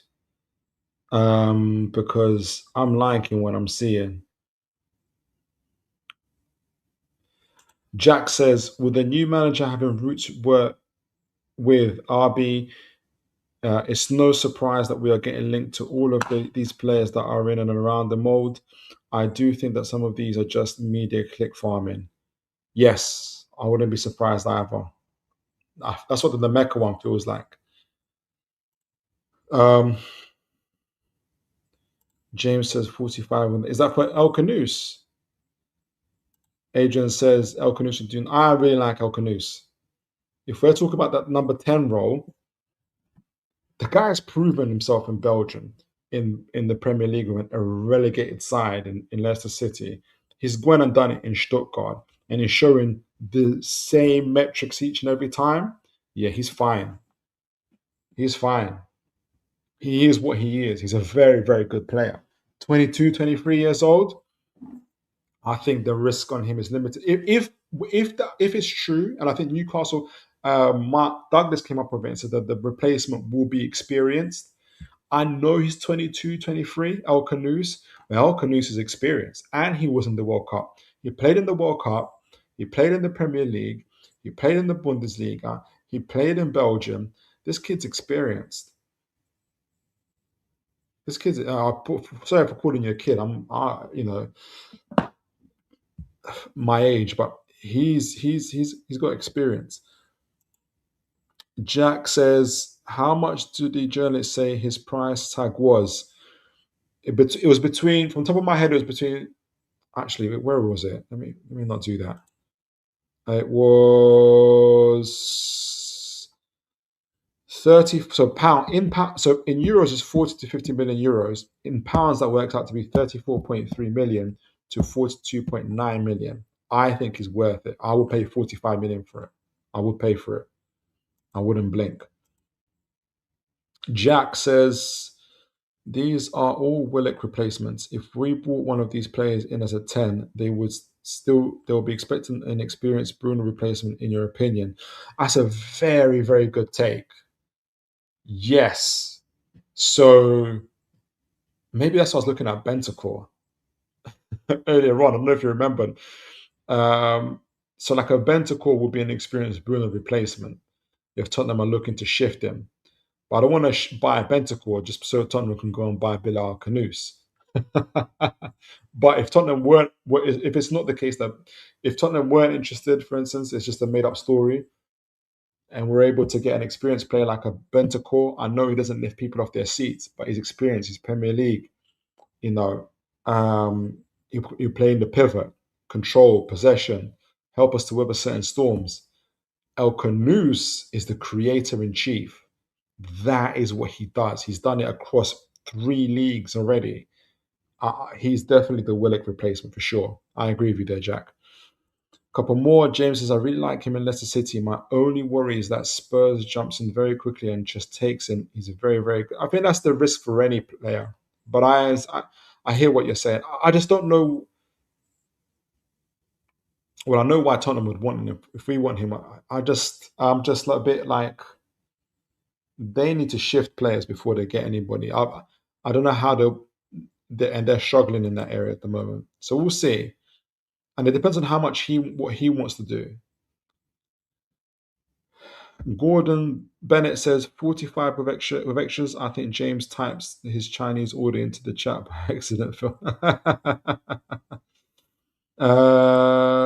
Ian says it will probably be Nusa, a decent fee. I don't want it to be Nusa. I made up my mind. Injury record and predictability, very predictable. Always cuts to the right. Too predictable. Pro Club says he's worth £50 million at most, in my opinion. Well, in today's market, Stuttgart will try to get as high as possible. I think he's an extraordinary. I was going to say extraordinary talent, but again, with young players at 22, 23, with young players, you're always worried about high risk because they're young and you're thinking about experience. But this kid has already put. Again, I keep saying kid. Excuse me. My apologies. This gentleman is at 22, 23 has played in the World Cup. I think he's played in the African nations as well. He's played in the Premier League for a relegated side and still shine. He played for Stuttgart, an exceptional possession high-paced team, still shine. Played in Belgium, shine. and he shined in the same areas, ball carrying and key passes. So he's a ball carrier and a passer, final third passer, creator. He, he's young. He has a very high, not what's the word? It's not a guarantee, but or very low risk. He's very low risk in my opinion. Robert Jog says the reports Arsenal spoke with Romero, so you never know. Phil, can you imagine if that'd be so? Was that a real report? I thought that was a fake one. Um, that would be I don't even know what Tottenham fans would think about that. Would they even? They don't like Romero, but then it's still like a final stick in the gut. Gordon Bennett says it's in Buemo's usual. It's in Buemo's usual order. Ian says, "How dare you disagree with me?" sorry, sorry. Let's have a look at this compilation. You can tell from my voice and how I talk about the player. I really like the player. Like I said, in those ages, so he's been compared to by a Brazil scout to Kevin De Bruyne, Bruno Fernandes, and Szoboszlai. So very creative. So on the ball creators, passing creators, strength and energy in terms of physicality as well as 5'10". I think I would be very, very, very happy. I would be very, very happy. We talked about Lucas Sukic, great talent, but it's limited. This boy, Khannouss, he's got experience, man. At his young age, he's been there, he's done that. He's played in possession teams, he's played in transition teams, he's played in lower leagues, proved himself. He's played in higher leagues, proved himself. This is him outright. Jeez, the ways. It's those little touches, those little creativities, moving through the phase of play, using his dribbling. You can see their first touch, second touch, left foot, right foot, lovely in the corner there, knowing when taking responsibility, seeing the ball around him. Great awareness there. There's a lot of movement in and around him. He's in very, very busy parts of the pitch, but he knows what to do. He knows whether he needs to hold the ball off a little bit or whether he needs to release it quickly. He knows how to ride challenges. He knows how to get the ball into the next phase of the pitch, either through and what to use, either to use his ball carrying or to use his passing. And he's got a good, decent passing range. So again, you can see it there. His right foot in different clips. It's coming off the left. It's coming off the right. I think, especially with with the double pivot that we've got so far, whether it's a Miley, Bamba, whether it's a Ramsey, Stur, with that kind of pivot, or Solo running in behind, Wissa, I think there's a lot of chance that, again, like you guys know, I really want a target man type of striker. But I think this kid can unlock a lot of doors for us. Lovely goal there as well. Say this isn't playing for Morocco in the World Cup. Playing for Morocco in the World Cup. If he's indeed available between 35 to 42 million, that's a bargain. That really, really is a bargain, in my opinion. Again, taking responsibility in set pieces. Loves coming off the flank. Great acceleration there. Cutbacks. I like this kid. If Newcastle are serious, brilliant. Let me know your thoughts, guys. Let me know your thoughts before we wrap up. I really like this kid. This gentleman. My apologies, geez. I keep on getting it wrong.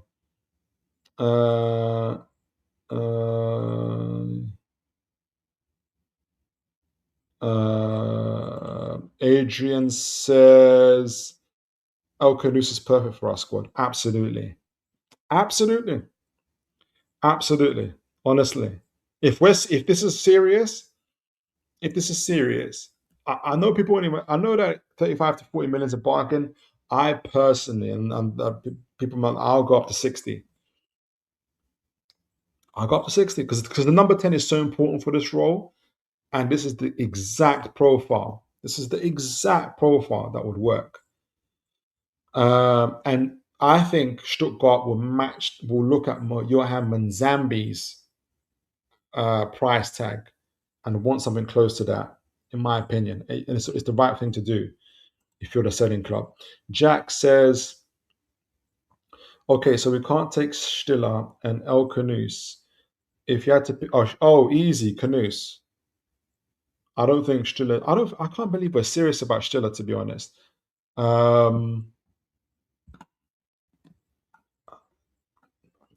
I think the Premier League would be too fast for him.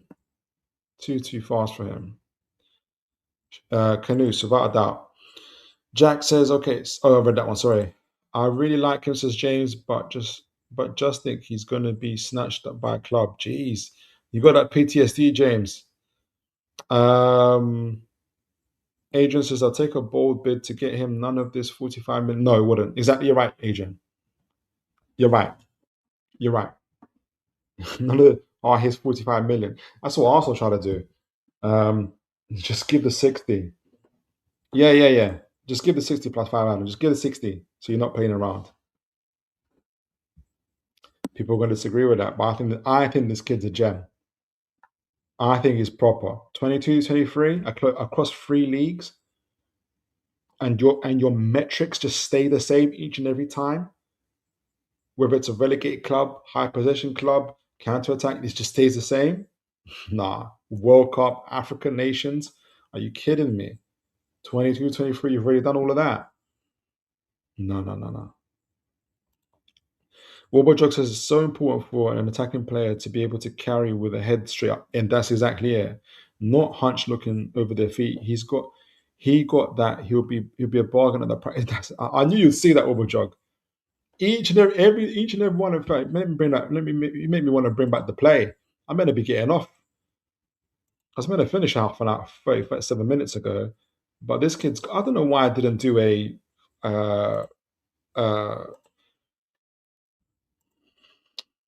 Why I didn't do a what do you call it, a scouting report on him. Well, you guys know what I'm going to be doing on him again in the box as well. Winning the ball back, head up, pass. Use his body well, lets it travel across. Gets some tackles as well. Like he said, Jog does it with his head up each and every time. Each and every time. He's kind of like a Foden. If you're going to make a style similarity, looking up, wins fouls. Yeah, I like him, guys. I like it. If this is serious, this is what I'm excited. This would excite me. 60 plus 5, like you said, Adrian.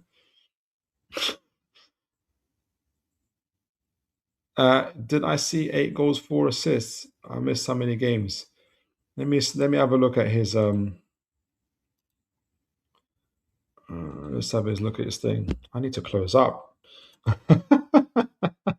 I'm like Bilal Khannouss, Stuttgart, Korea. Can you guys see that? I'll zoom in. Can you guys see that? Yeah, you can. Great to see 36 people here. Like we started at these 9 o'clock starts is getting people here. I don't know if it's gonna stay once the what do you call it, the season starts. But let me know, guys. Does this time work better for you?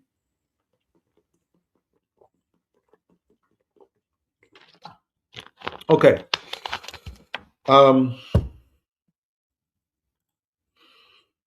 Yeah. So this season for Stuttgart, 9 goals, 9 assists, played overall 2,700 minutes, 44 games played.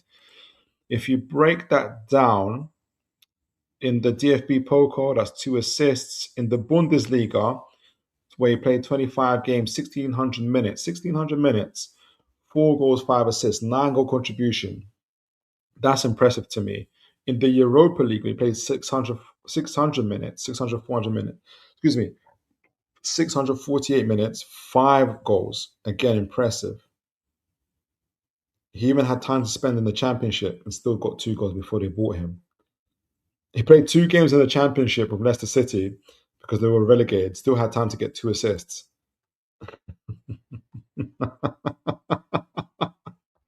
I like this boy. I think he's good. Before that, obviously, we know that he was at Leicester City, a relegated Leicester City. Still got 3 goals and 6 assists, got his 9-goal contributions. Genk, 3 goals, 8 assists. Previous season, 1 goal, 5 assists. Yeah, I like him. I think he's a Newcastle United player. I think he's a Jaissle Newcastle United type of player. All right, so get the final chats before we wrap up. Nearly 3 hours, all because of this kid. Jackson's a very good point about Stiller. Yeah. I just hope that, because I can see Janto being very tempted about Stiller. I can see Janto being as excited about Stiller as I am about El Khannouss. What I'm hoping for is that Wilson and others will say to him, Premier League, you know. Gordon Bennett says, can we afford that with all these players we need to bring in? Yeah, we can. We can. That 75 million, which from Arsenal, which the news already from Spain is coming in saying it wasn't 75 million, but nobody from the Premier League is going to report that. It's actually 75 million and add-ons. They don't want to report what the add-ons is, and that 75 million is getting paid as one big package. So on our just for that 75 million alone, we're good for 2-3 seasons. I'm going to break down our finances at the end of it. We're more than fine.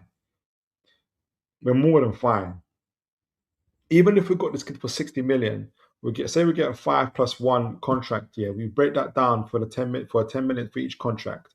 If you include agent fees as part of the amortization, say we bring up to 12 million per year.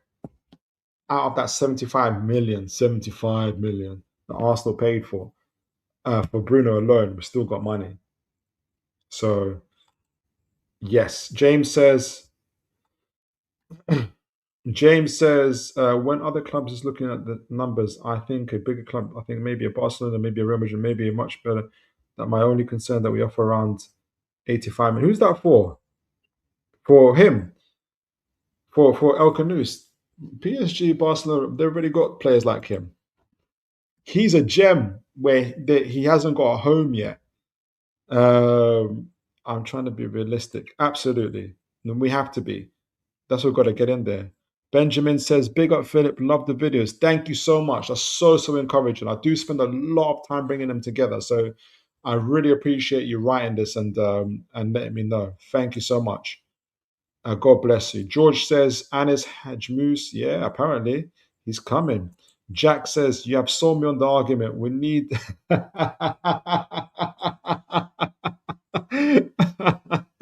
Sorry, I could, as I'm looking at him, his metrics and everything else, I'm like, this is good. Jeez. I did the scout report on Ouédraogo. Good player, more of a number 8. And I keep thinking we need a number 10. And it's this kid. This kid's a number 10. Proper number 10. Signing of the night. Good show, Phil. Thank you for that, Gordon Bennett. Thank you. A couple more and we'll wrap it up. 3-hour stream. Jack says stream earlier if possible in case postpone to be sleep for work till 10:30, but I couldn't resist the scout report. Thank you, sir. Good. Thank you, sir. God bless you. Yeah, I'm going to try and do as much 9 o'clock as I can. Great show, Philip. Hit them likes and subscribe, people. That's amazing. Thank you. Thank you for that, Dave. Please do like, share, and subscribe, folks. Jack says, stream early. I'd watch this 7 times a week. Thank you so much, mate. I was supposed to be asleep for work in the morning, but can't resist. Oh, did I just read this? I think I just read that. I'm skipping that stream. Sorry, but thoughts about the Bruno. I don't want to know how bad it is financially as well. Oh, sorry. I want to remain friends. Guys, big up. Ouédraogo is an incredible member of our show. Absolutely phenomenal. And I just say in general, I always say, if you're new to the channel, whenever we've got rival clubs and rival fans coming on the show, it's an absolute privilege for me to have them on the show. Because it's not, obviously I do talk about other clubs if I did a show with Wilberjock and Arsenal, but I typically talk about Newcastle. So it's always a privilege to have rival fans sitting, watching, commenting, subscribing, um, being part of the shows. I take it as a privilege. James says Johan looks like he's dropped off a cliff. To be honest, only 2 goals. Is that Johan Manzambi? Possibly, yeah. Yeah. Newcastle United, El Khannouss, match made in heaven. All right, folks. So we've had a fantastic show, I'd like to say. We covered Newcastle's pre-season. I gave you guys my thoughts on how the preparations, what a pre-season is supposed to be like. Integrated it with Eddie Howe stroke Mr. Jaissle and what I'm expecting and I'm hoping to see from the games coming up, but also in preparation for it.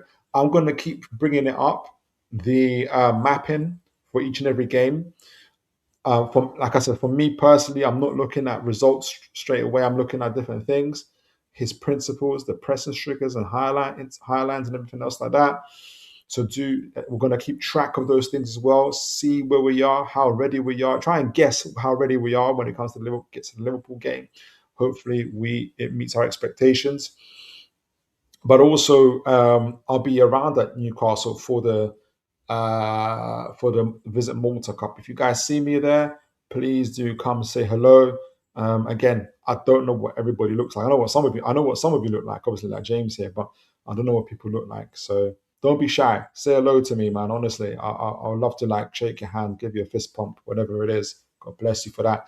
If you do that, and then we talked about the scouting report on Ouedraogo. 20-year-old from RB Leipzig, strong, athletic, dribbler, creator, but really a number 8. Over a checkered injury record. He's injured right now at the moment as well, but could be available to Newcastle. I wouldn't say no, but I don't think he's a direct Bruno replacement. Needs experience. Then we looked at so many things. I forgot the last part we looked at. Oh, we looked at the transfers. Felix Nmecha. I don't believe that. I don't believe these rumors about us preparing a bid.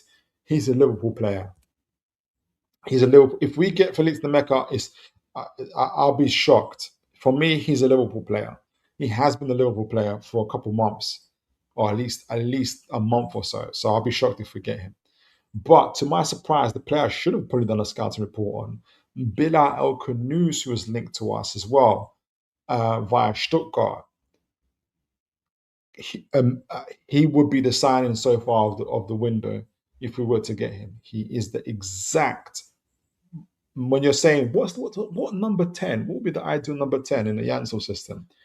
It's Mr. El Khannouss, ball carrier, passer, creator, final third, receives the ball well, works under pressure, can slow down time even with the way he receives the ball in the final third. Dribbler, knows when to take on, knows when to have a first touch, knows how to make through the phases, either for passing or for dribbling, always aware of dribbles and carries the ball with his head up. He's got like a Foden-esque type of style to him. Apparently available between 35 to 45 million pounds. I would pay, as Adrian and I agree, up to 60 plus 5 million add-ons for him. I think he's that much of a gem. He's done that across 3 different leagues in the Belgium league for Genk, in the Premier League for Leicester City, relegated Leicester City, and he's done that now for Stuttgart, an incredible, top 5, top 6 Bundesliga team, high possession team, and he still shows the same stats. I think is well worth the money. Should we, if we're in the running for him, I think we should absolutely go for him. But we've got a lot to go for Newcastle, got a lot to focus on and do. You've been phenomenal. It's been another show. We've had like 20, 30 plus 40 people at times watching it live. I hope you guys are enjoying the show. It seems like the 9 o'clock starts are showing for you. If this kind of viewership and everything maintains when the season starts, that'll be absolutely phenomenal. I loved watching the training video. We watched the training video together as well for Newcastle. I really, really enjoyed that, watching that with you guys. It was a lot more fun watching it with you. But we'll be back on Thursday. Next week, Tuesday. Do look out for further scout reports, and then tell them, folks, make sure you look after each other. and may God bless you all. Take care, guys.